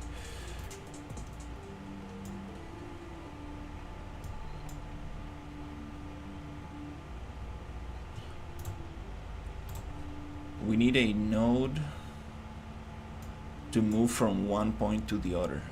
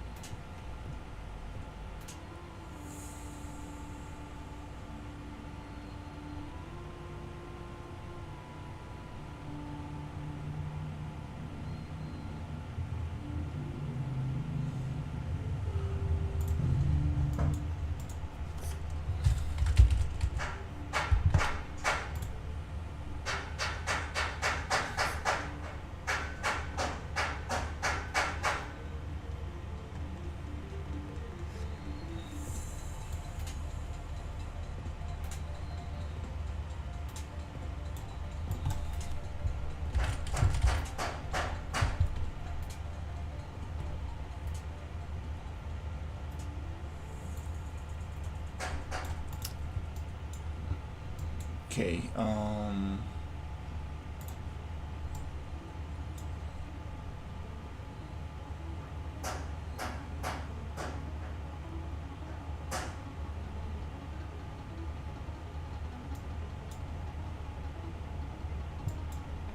Let's see.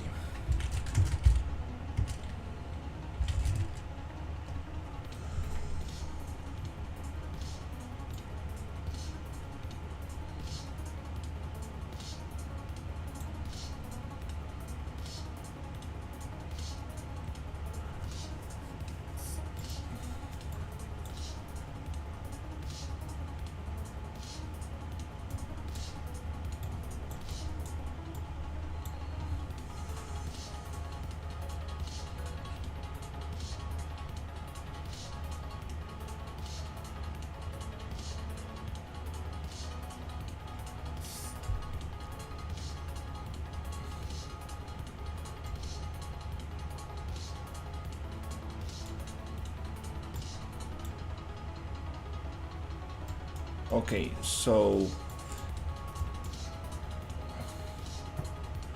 yeah, I think I'm gonna just make a copy of this.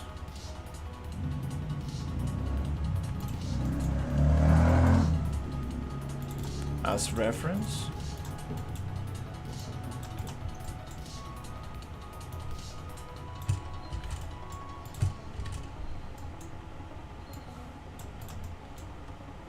So we can like actually break this stuff. Oh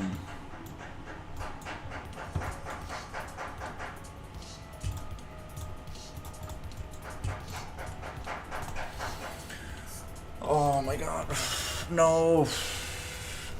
Why are we getting so many crashes? That's crazy.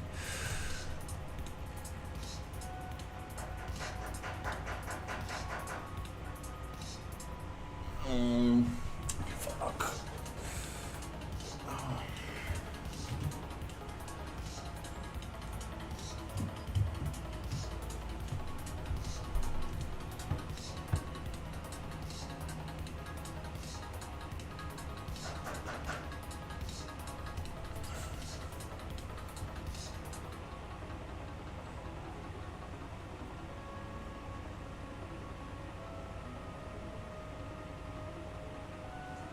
So many crashes, that's so weird.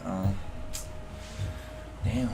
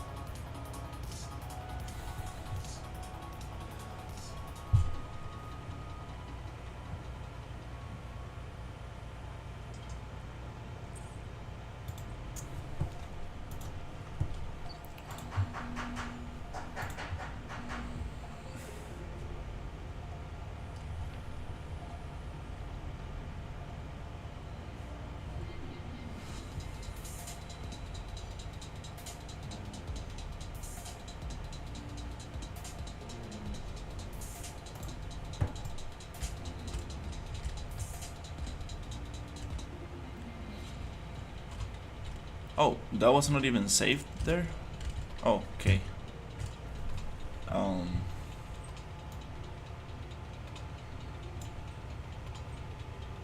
It's okay, let's just get rid of that.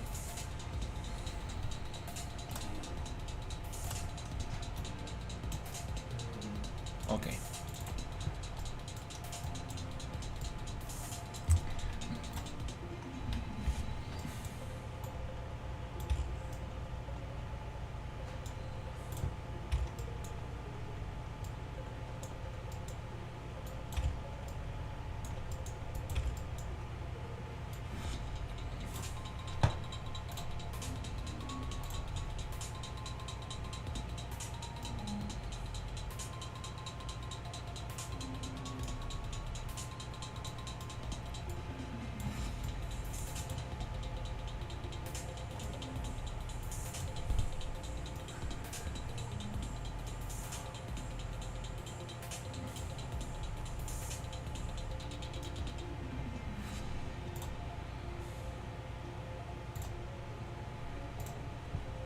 Okay, we're gonna spawn this one here.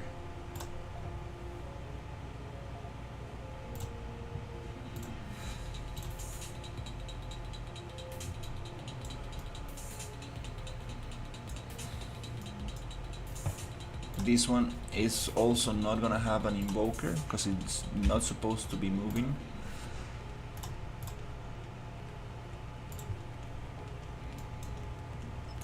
And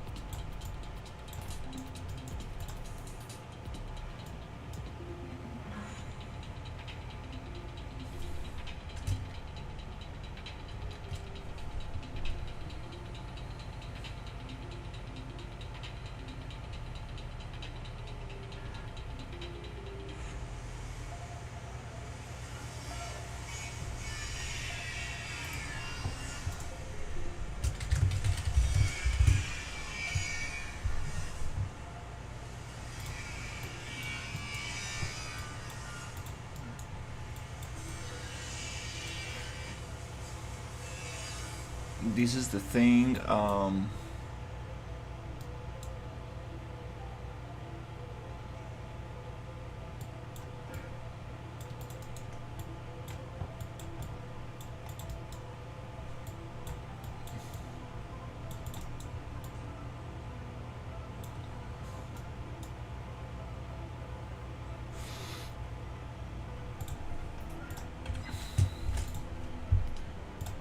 Okay, I might need a reference to this creature.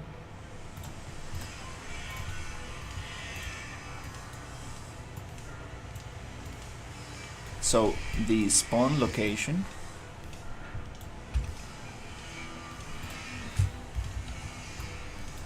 is going to be the start. Oh, okay, we have it here.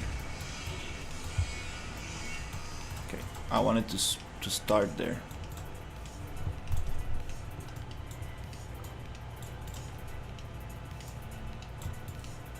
Then this cocoon is going to be moved to this location, which is going to be the end position. Okay.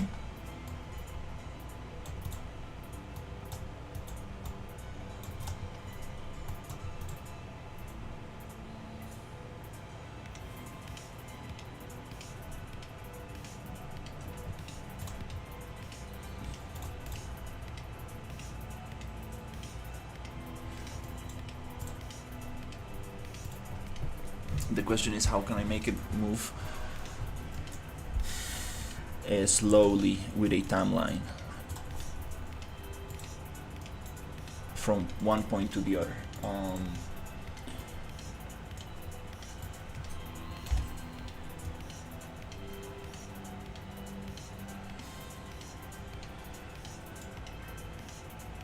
I believe we don't need that.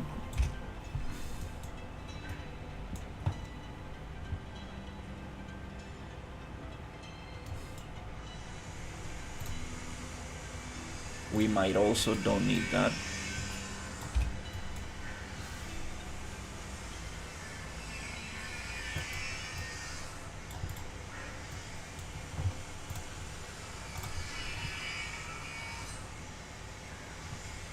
Let's actually see if this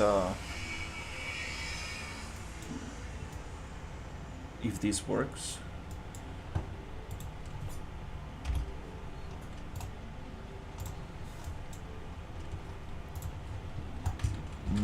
I might need to cast to it. but let's see.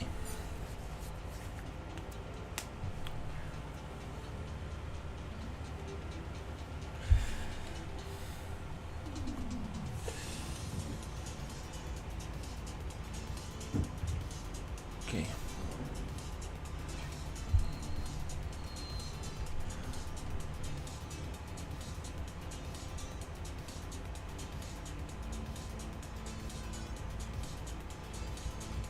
Oh, it works. Nice. That's kind of funny. Hey, what's up? What happened to your... Oh my god, what happened to... Oh, crap. Oh, it's spawning a bug. Wait. That makes sense. Wait.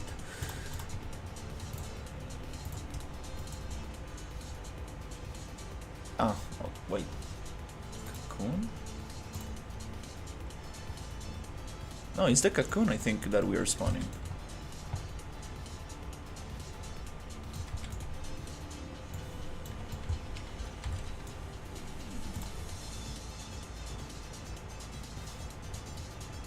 Mesh? Yeah. No, I think it's the cocoon. I just cannot really see very good here, so...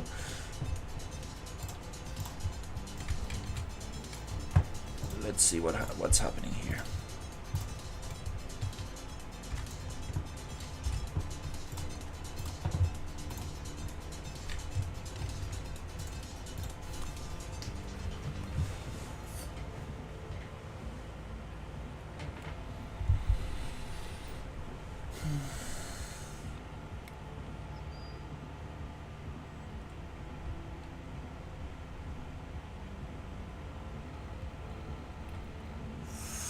Goes down.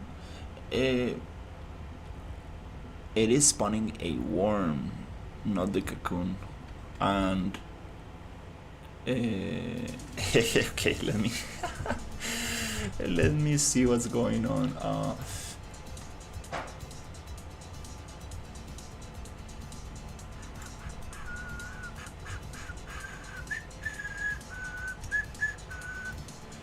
So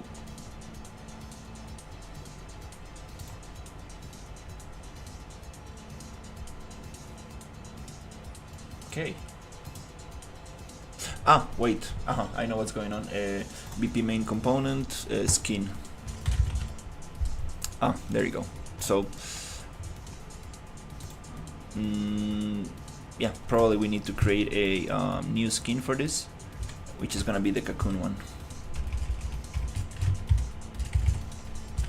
That makes a lot of sense.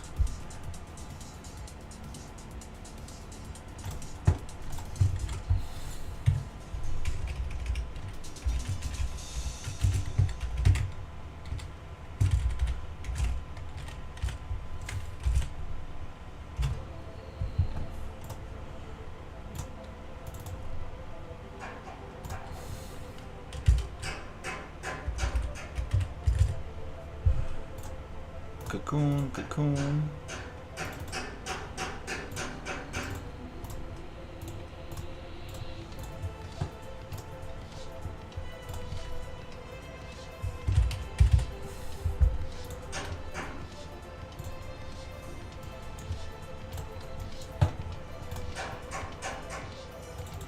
Okay, that makes way more sense.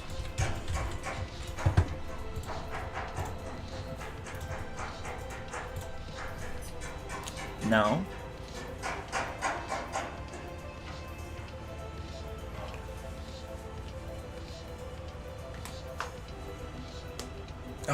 now we should be able to see the cocoon go down.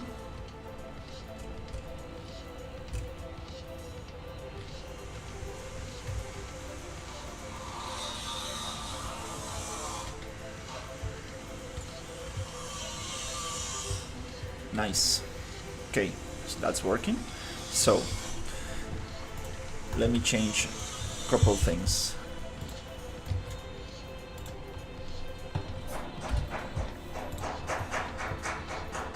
Crap, I'm sorry about the construction noises.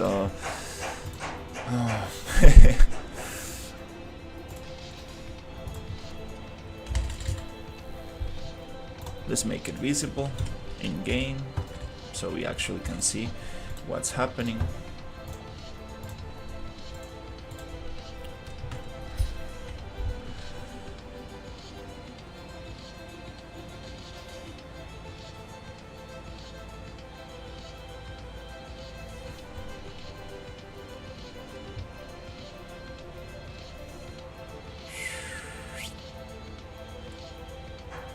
Perfect.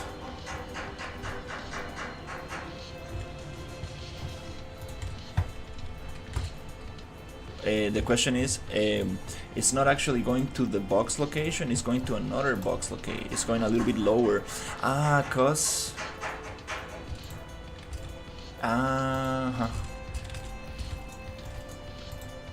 Let's see where the pivot point of this is. It's attaching from here, I guess. Let's see, it's just a matter of getting a little bit higher. Doesn't need to go all the way down to the floor.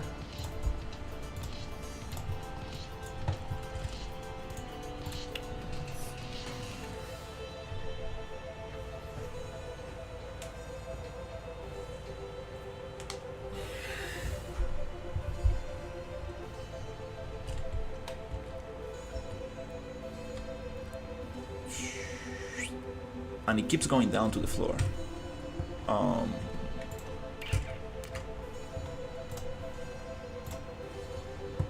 So start position is working. Then it goes down to end position.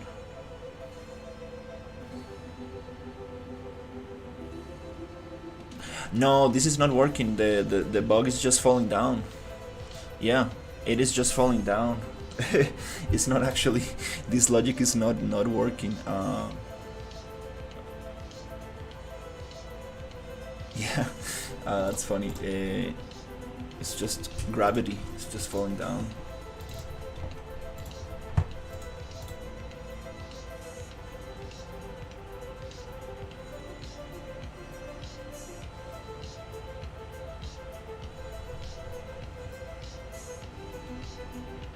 Yep, it's just falling down.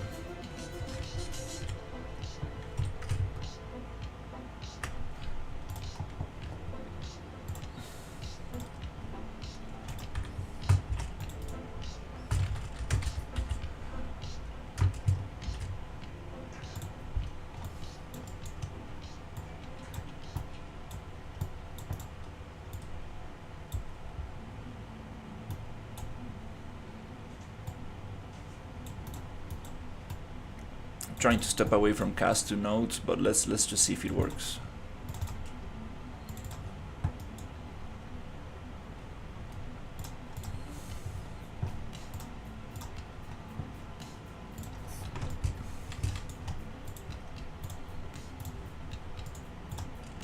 Let's see if that works.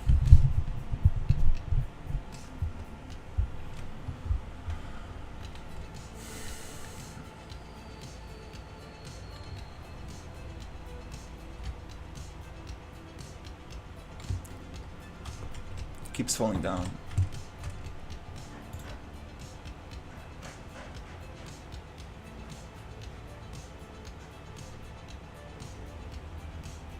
Let's try the teleport.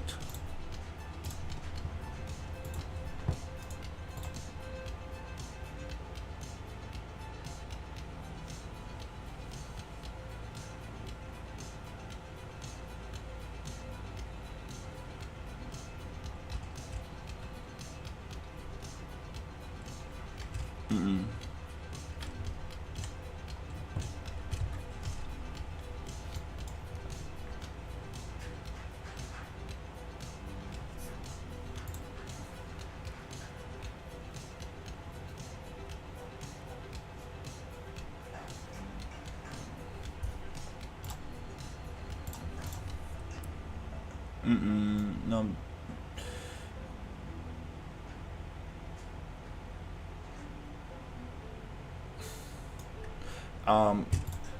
Can I go like this?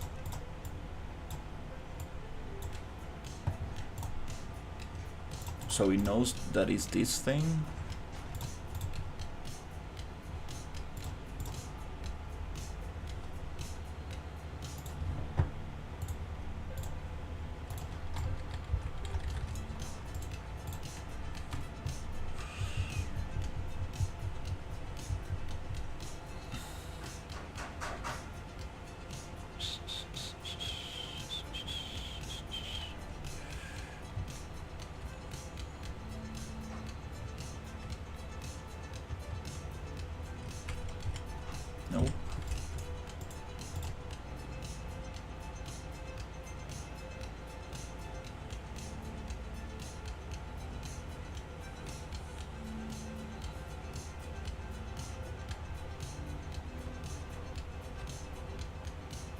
Oh, it is. It is teleporting. Nice. It actually is teleporting to the position that I needed to teleport to, but it has also gravity, so it's falling from the end position to the ground now. Instead of just going from up, it's just teleporting from the position where the cube is. So, okay, we got something there. First of all, let's see if we can take the gravity out of this thing.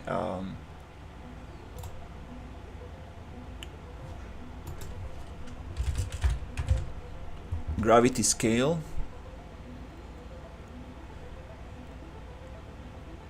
Zero?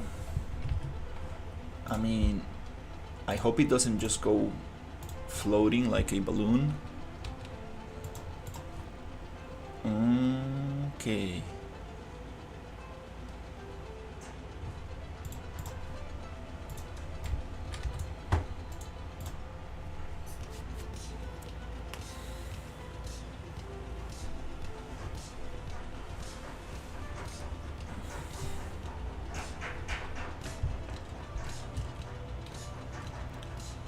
Oh, there you go. It stays there. That's very nice. That's great. That's what I want. Stay there. Great. Okay. So we are moving forward. We are cooking something. So perfect. This is where I want the thing. End position. Go a little bit lower. Something like there. Okay. Now I need a timeline.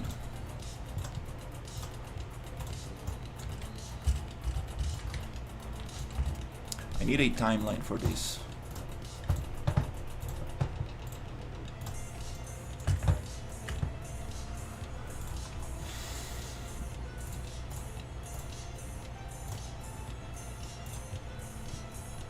How do we get a timeline? The timeline needs to be attached to the new position. So, okay. Nice. No need to cast 2. No need this. So next thing is this. We need a timeline component, and no, just timeline. Timeline.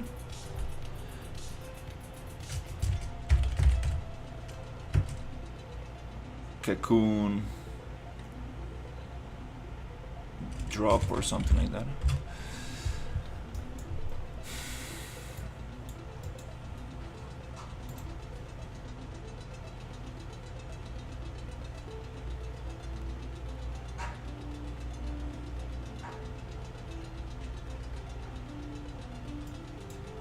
Oh, so the end position is the end position. It needs to go through play to update or finished. Maybe finished. The question here is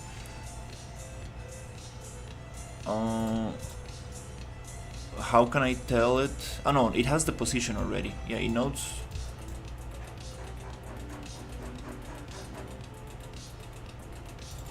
The timeline, it simply needs to be a float, not a vector, just float. That's going to go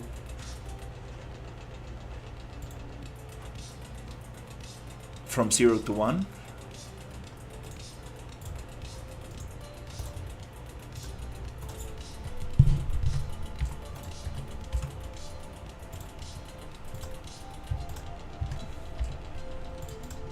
From 0 to 1.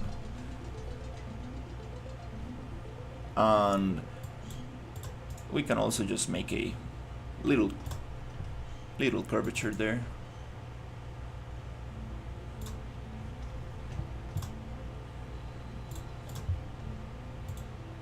Zero to time.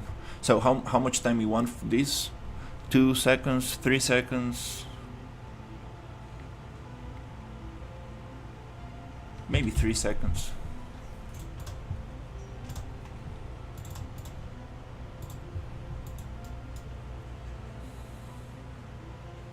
Play, finished. let's test it.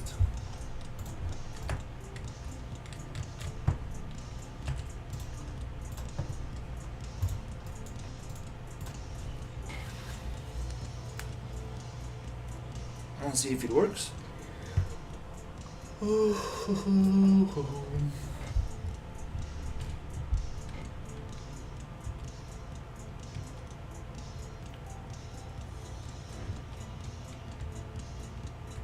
Nope. Oh, it spawns in there. Oh, it needs to be on update. Yeah, it needs to keep updating the thing. Yeah, I think so. It's not finished, it's on update.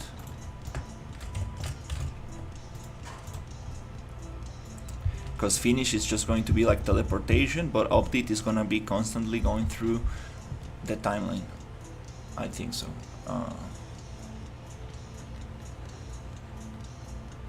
Nope, just keeps spawning there.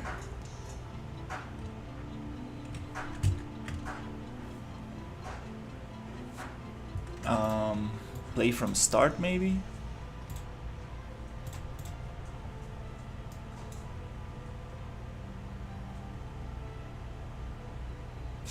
New track 0. No, I think I'm missing something here. I'm missing something.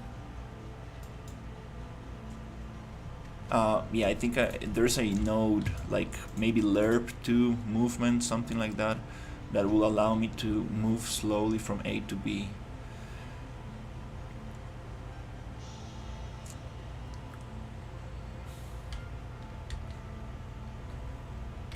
Yeah, this is not gonna do it like that.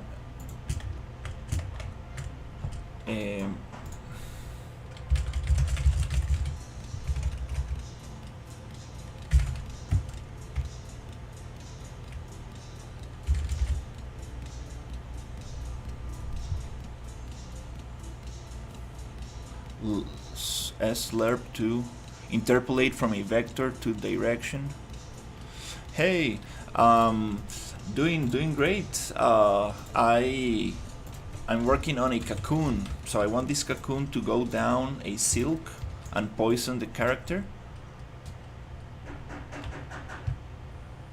And I'm figuring out the timeline thing. Now it's just teleporting to the position. So I made this little blueprint where we have two boxes, and it goes from box A to box B, and I needed to go down through a timeline.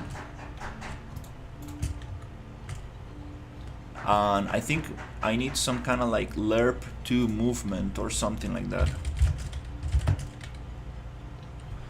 Lerp to vector direction, something like that.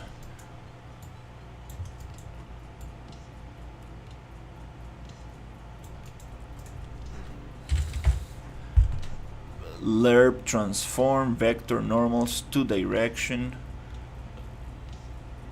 Lerp transform.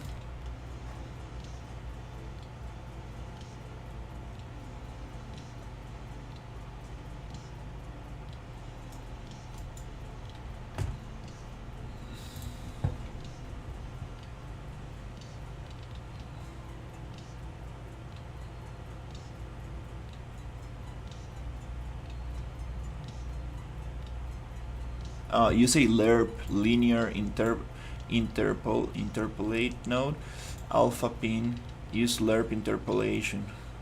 Yeah, that makes sense, just lerp. So we might not need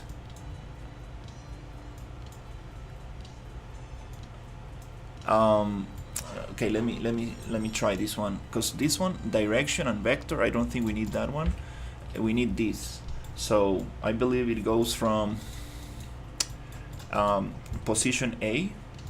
Let me just copy that thing here. Position A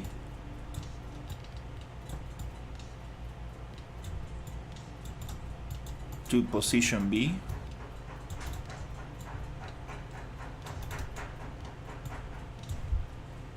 through the timeline right there. This is gonna tell how fast or slow we want this to be.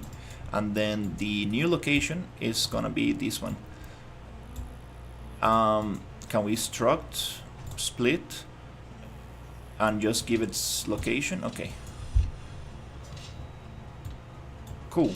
So this makes a lot more sense. Let's see if it actually goes from point A to B.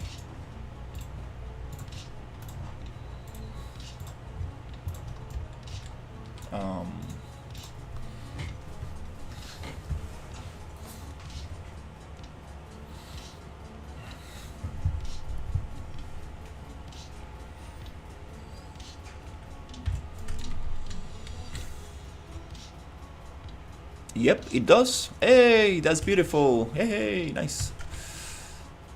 Cool.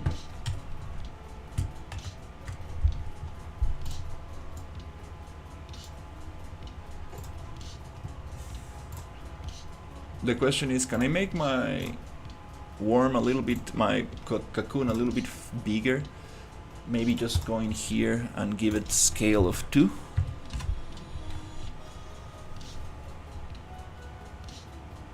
To the capsule component, or scale of everything. What should we do? Maybe scale everything from the parent? No. From capsule component. Yeah, that makes sense. So it keeps the size on everything.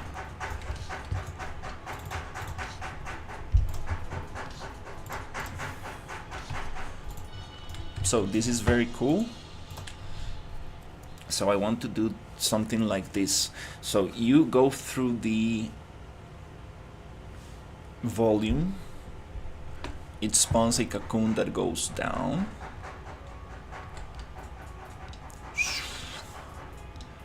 It shoots poison, and then it goes back up.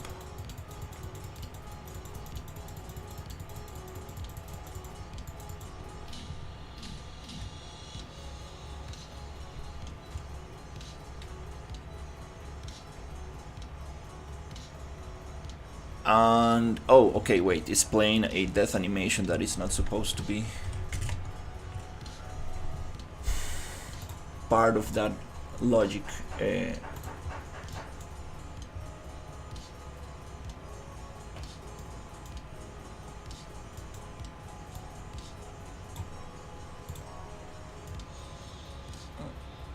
Yeah, it's not supposed to play an animation here, so I'm just gonna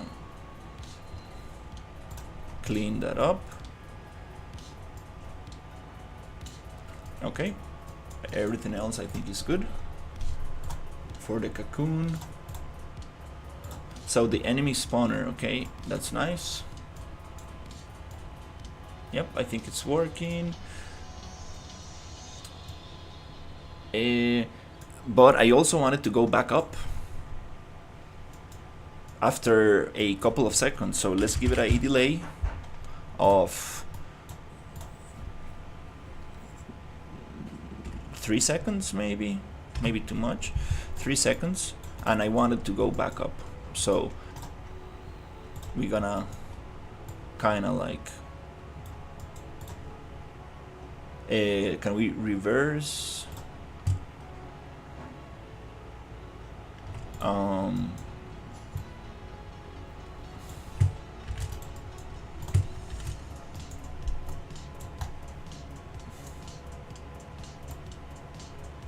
So we're gonna reverse.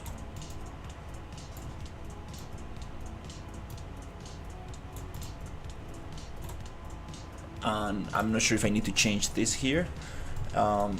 Return value comes from here, so it knows that we want the cocoon to go back up.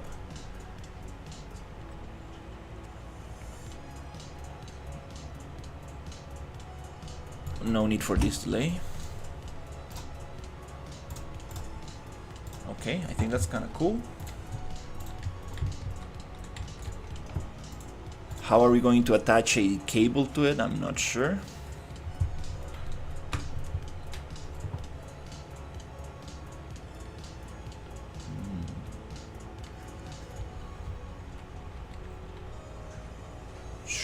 Goes down, 3 seconds. Goes back up. Okay. um,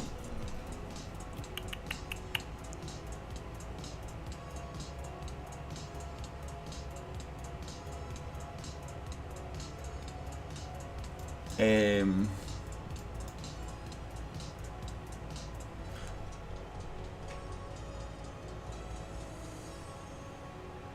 mm,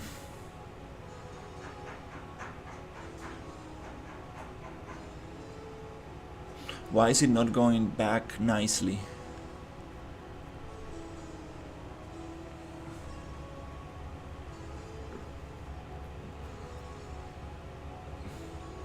Reverse from end.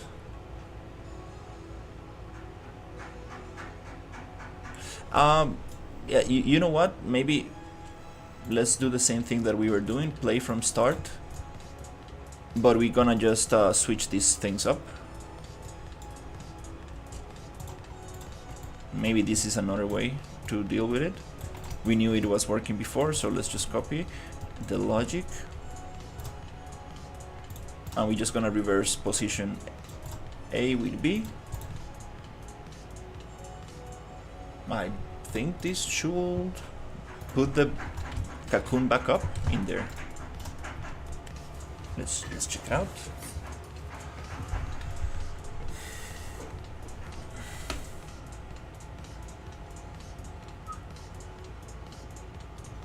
Let's check it out. It goes down. It goes back up. Hey, that's very cool. And disappears. Oh, it keeps going back up. Oh crap. Every time I touch the thing, nope, goes back up twice. Huh, that's super strange.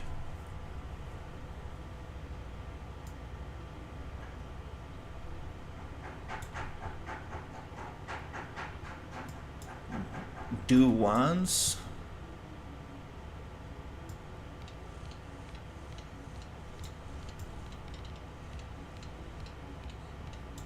It goes back up. I had this issue again with doors also. It does it twice.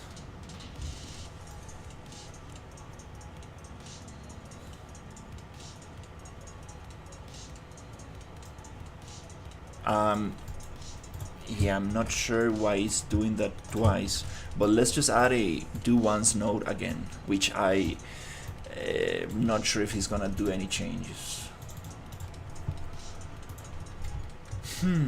But we got something. We got something going. The cable is gonna be very cool.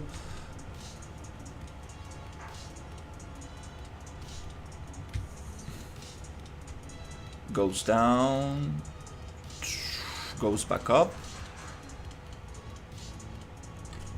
It doesn't go back down. I like it. Okay. If I touch the thing again, I know it's just once. We probably should keep it like that. Just once. It could stay longer in the ground. What if we do 5 seconds? Maybe too much? 10 seconds?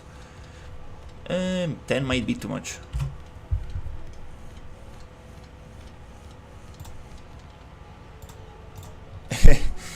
Don't worry. So yeah, that's kinda nice.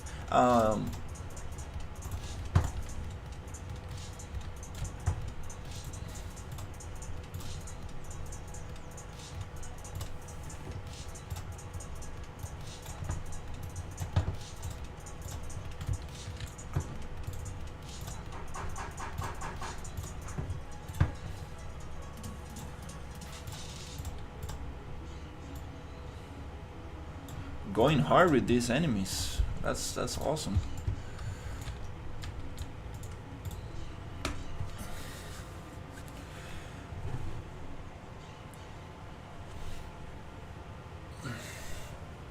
Getting a little bit hot. Hopefully we will get some rain.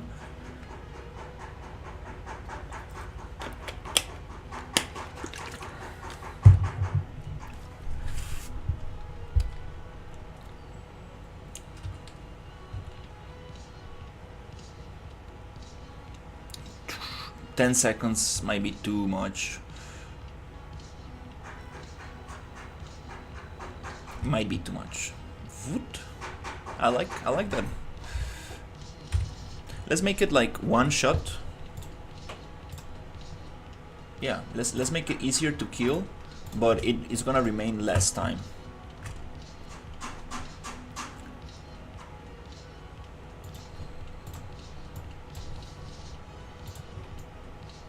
It's gonna remain less time down there. I think 5 seconds might be enough. Now the question is, how can we attach a cable component to it?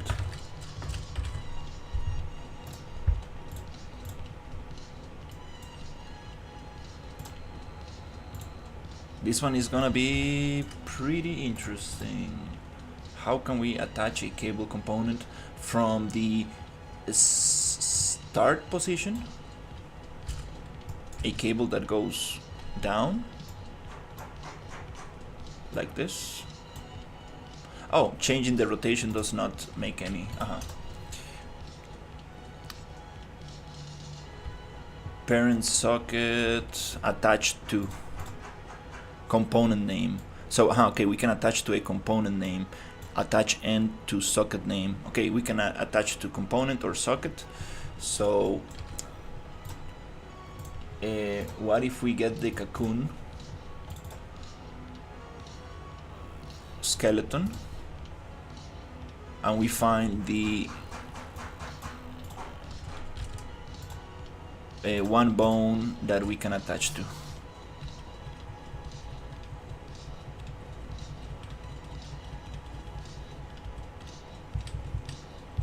Bone 5 might be it. Is this the latest bone? Yeah, probably.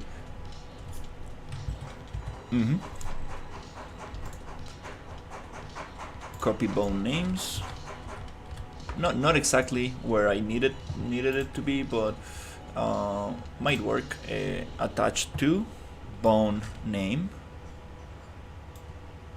and socket name. Oh, we need a socket for this. Okay, so add socket. We're gonna call it silk, something like that.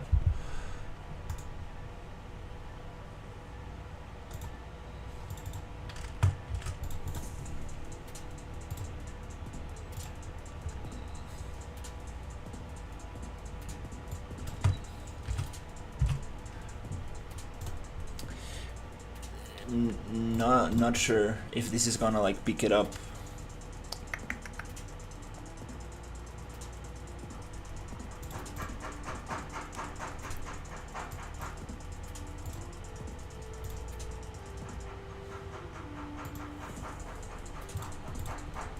We need like attach component to or something like that for this to work, because it's not gonna happen inside the blueprint.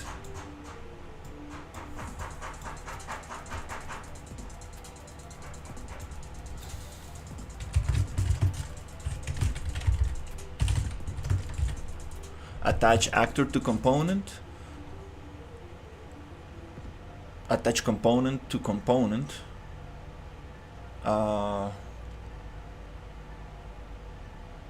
Attach component to actor. That's kind of like what I need.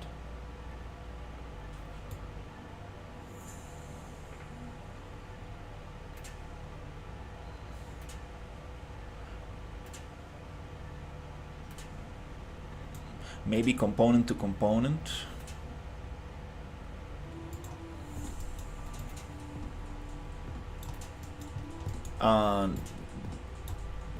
Okay.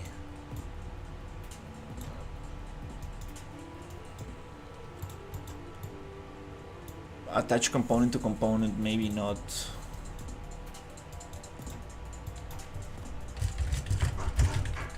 Attach actor to component, component to component. Actor to component, I don't think this is what we need.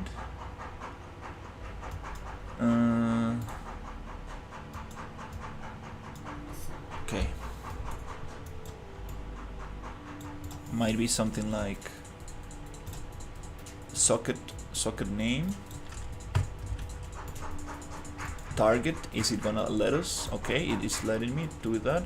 So 1, 2. I don't know if this is gonna work.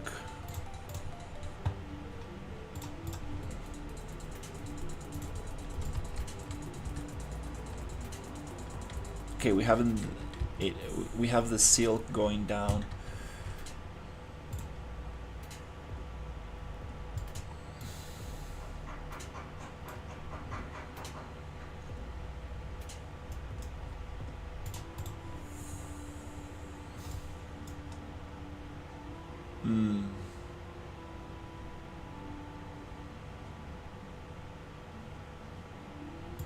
Can we flip this? No. Okay. Kind of close, but not really. This is not. It's just gonna leave the cable there.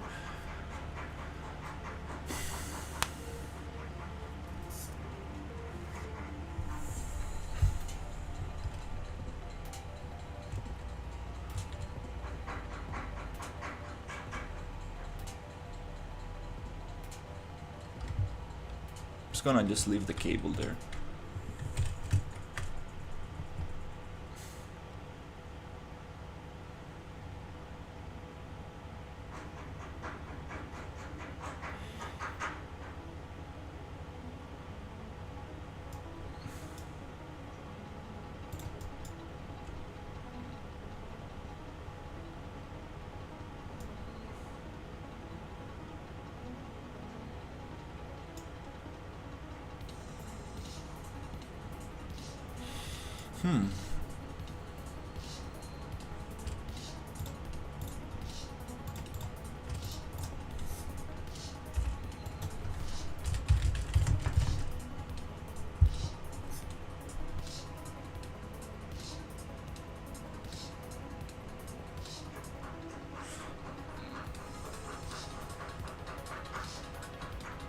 Attach component to component.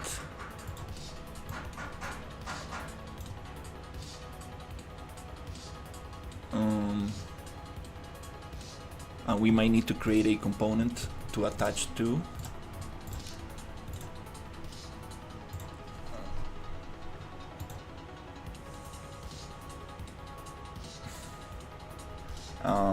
Okay, let me research this.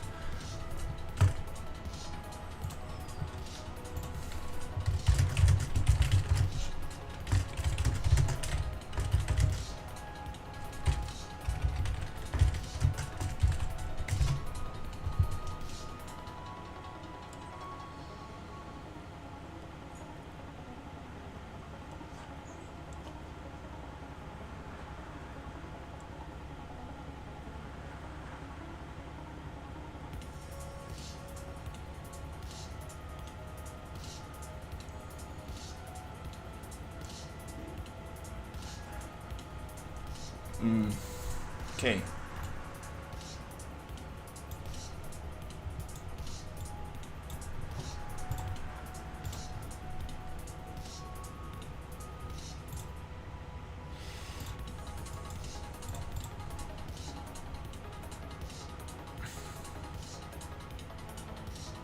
Is it just gonna trigger like that?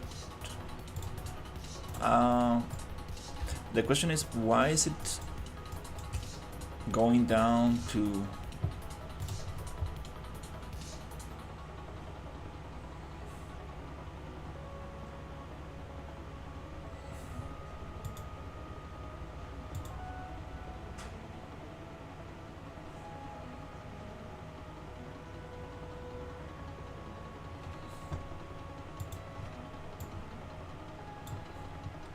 start position?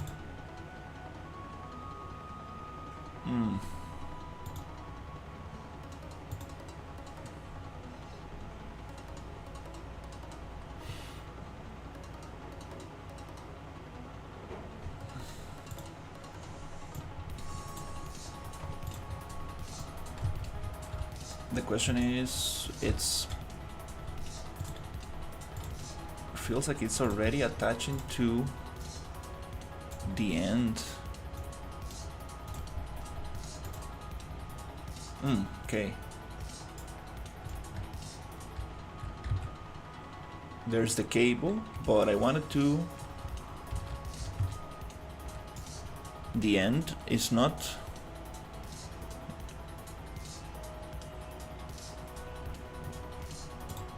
It's not attaching to the end.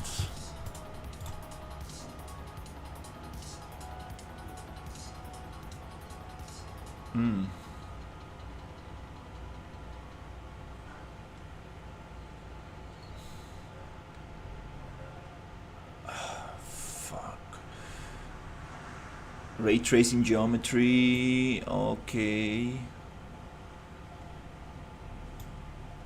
We're having some ray tracing issues.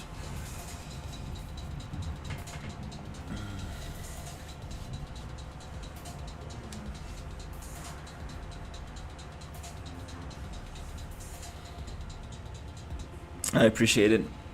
Yeah, I'm working on a cocoon that goes down from the canyon and shoots some like poison, but I want to make the cable to be attached to the end of the cocoon like silk, so it goes back. Trying to figure out how to do that.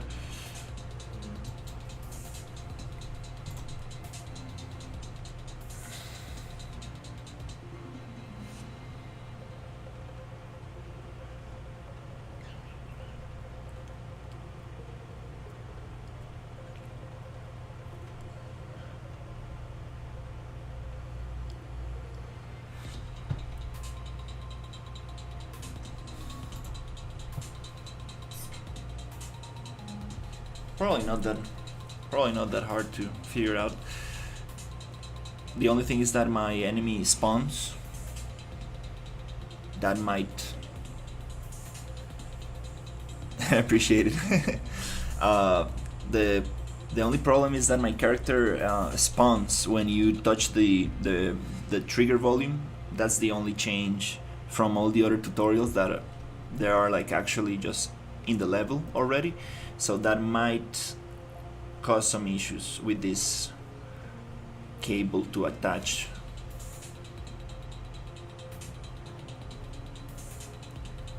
Yeah, I've been getting a lot of crashes today, like a lot. The project is loading pretty fast, but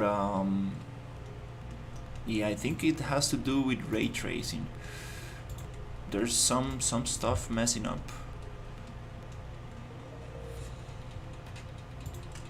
Okay.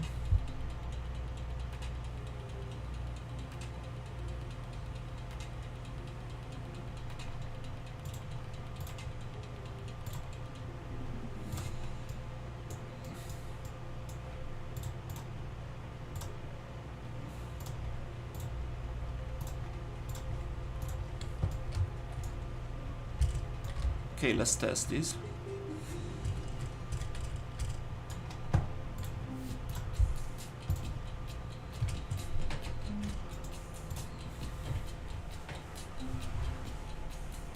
I'm using the RPG engine as a base.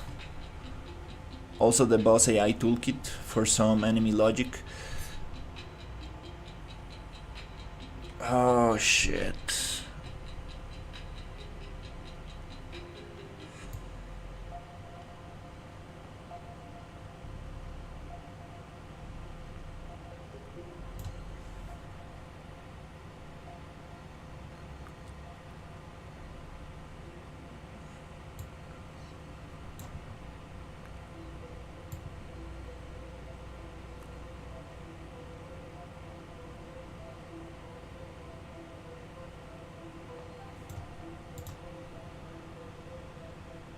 Oh crap, okay, yeah, I'm not sure.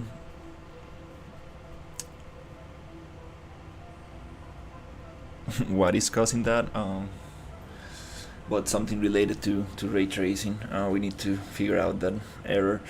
So yeah, well, I'm gonna give it one more try. If not, I'm gonna go take a little break and see if I can continue a little bit later.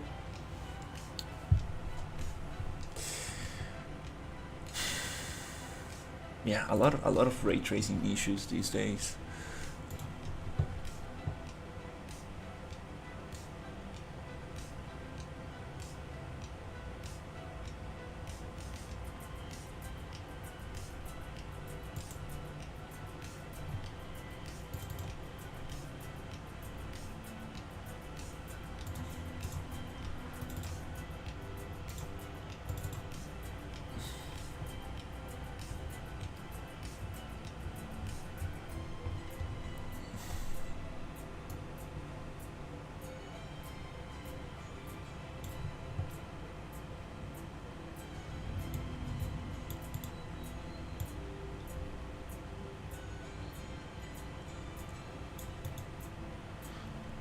Here's the error that we are getting.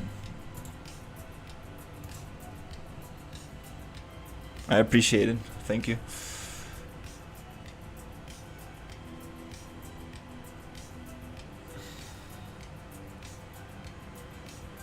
Mm-hmm. Yeah, let's give it one more try and see. I just changed the cable, the cable, a little cable setting on.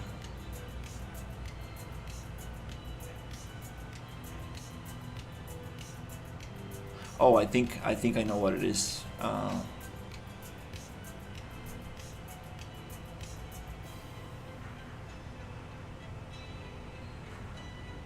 I think I know what it is.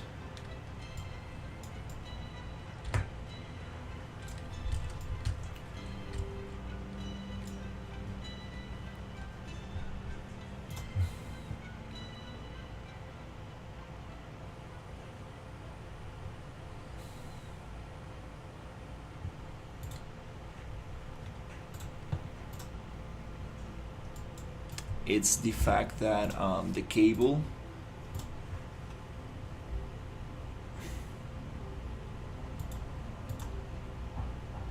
Oh, it's. I mean, Yeah, that's weird. It says that it's not attached to an end, so the cable should be just hanging. Oh, no, it's not related to the cable.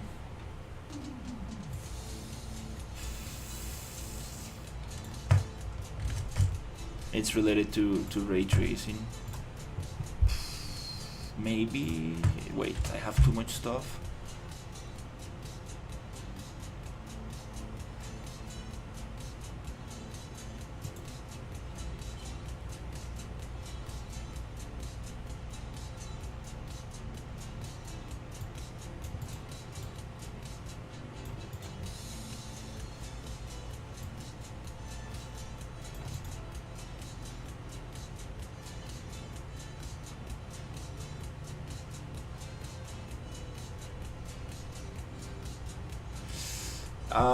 Yeah. Mm-mm-mm-mm.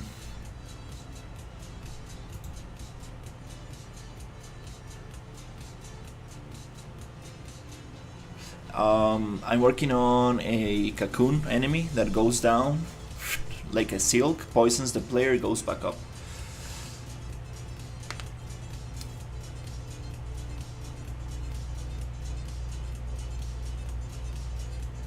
Mm-mm-mm-mm.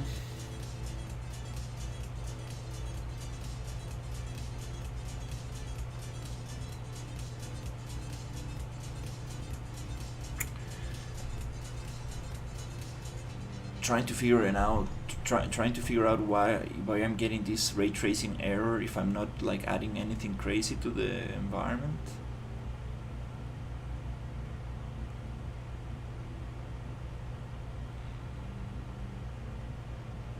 Hmm.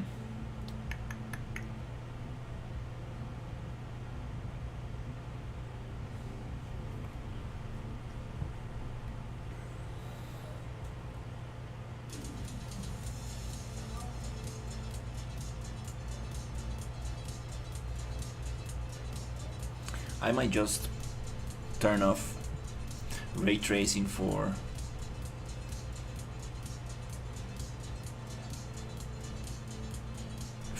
some of the objects I got.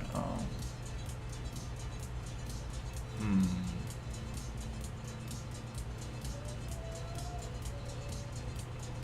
Might be that I took the fog away and it's rendering too far away, maybe.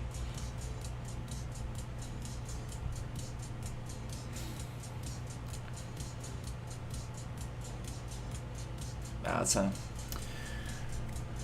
new issue right there.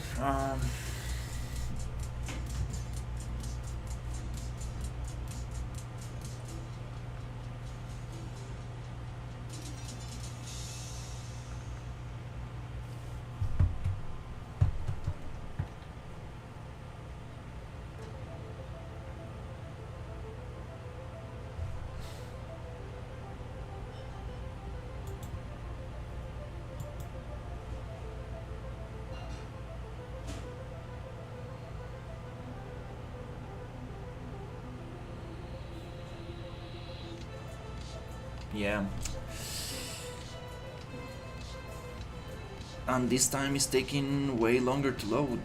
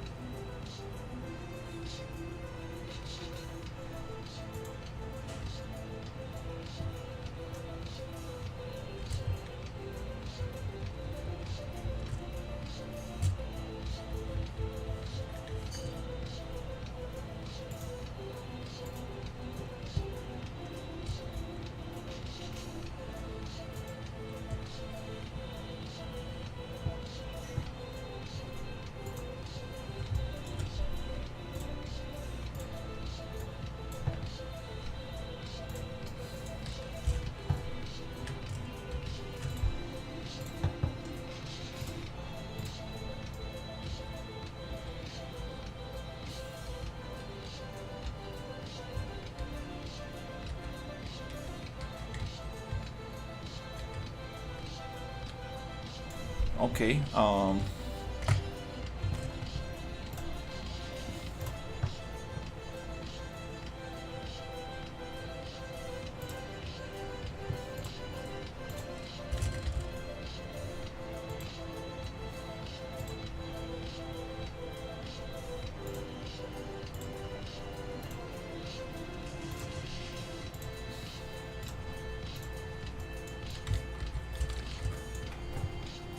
Okay, let's give it another try. Hopefully it doesn't crash.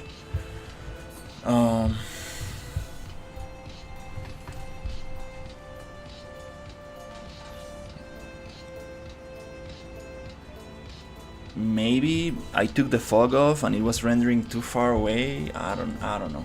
It's kind of funny because oh Jesus, fuck.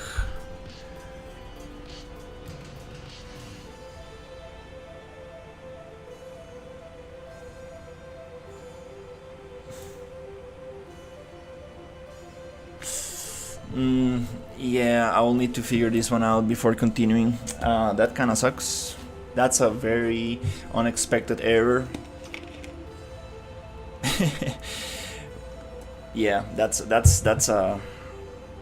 a very problematic error.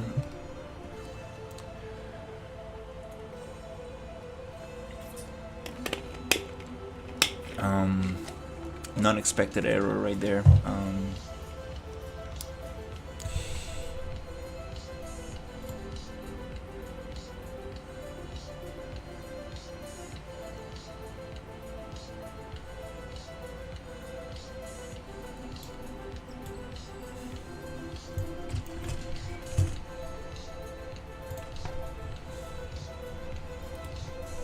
I think it's the same one.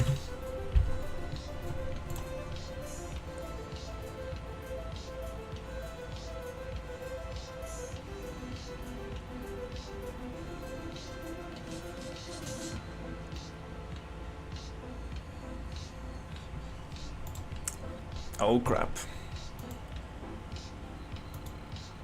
Okay, well, I will need to figure this one out.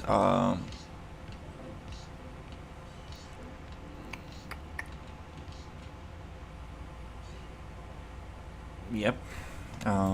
So yeah, I'm gonna leave the stream here, take a little break, and see if I can figure this bug out.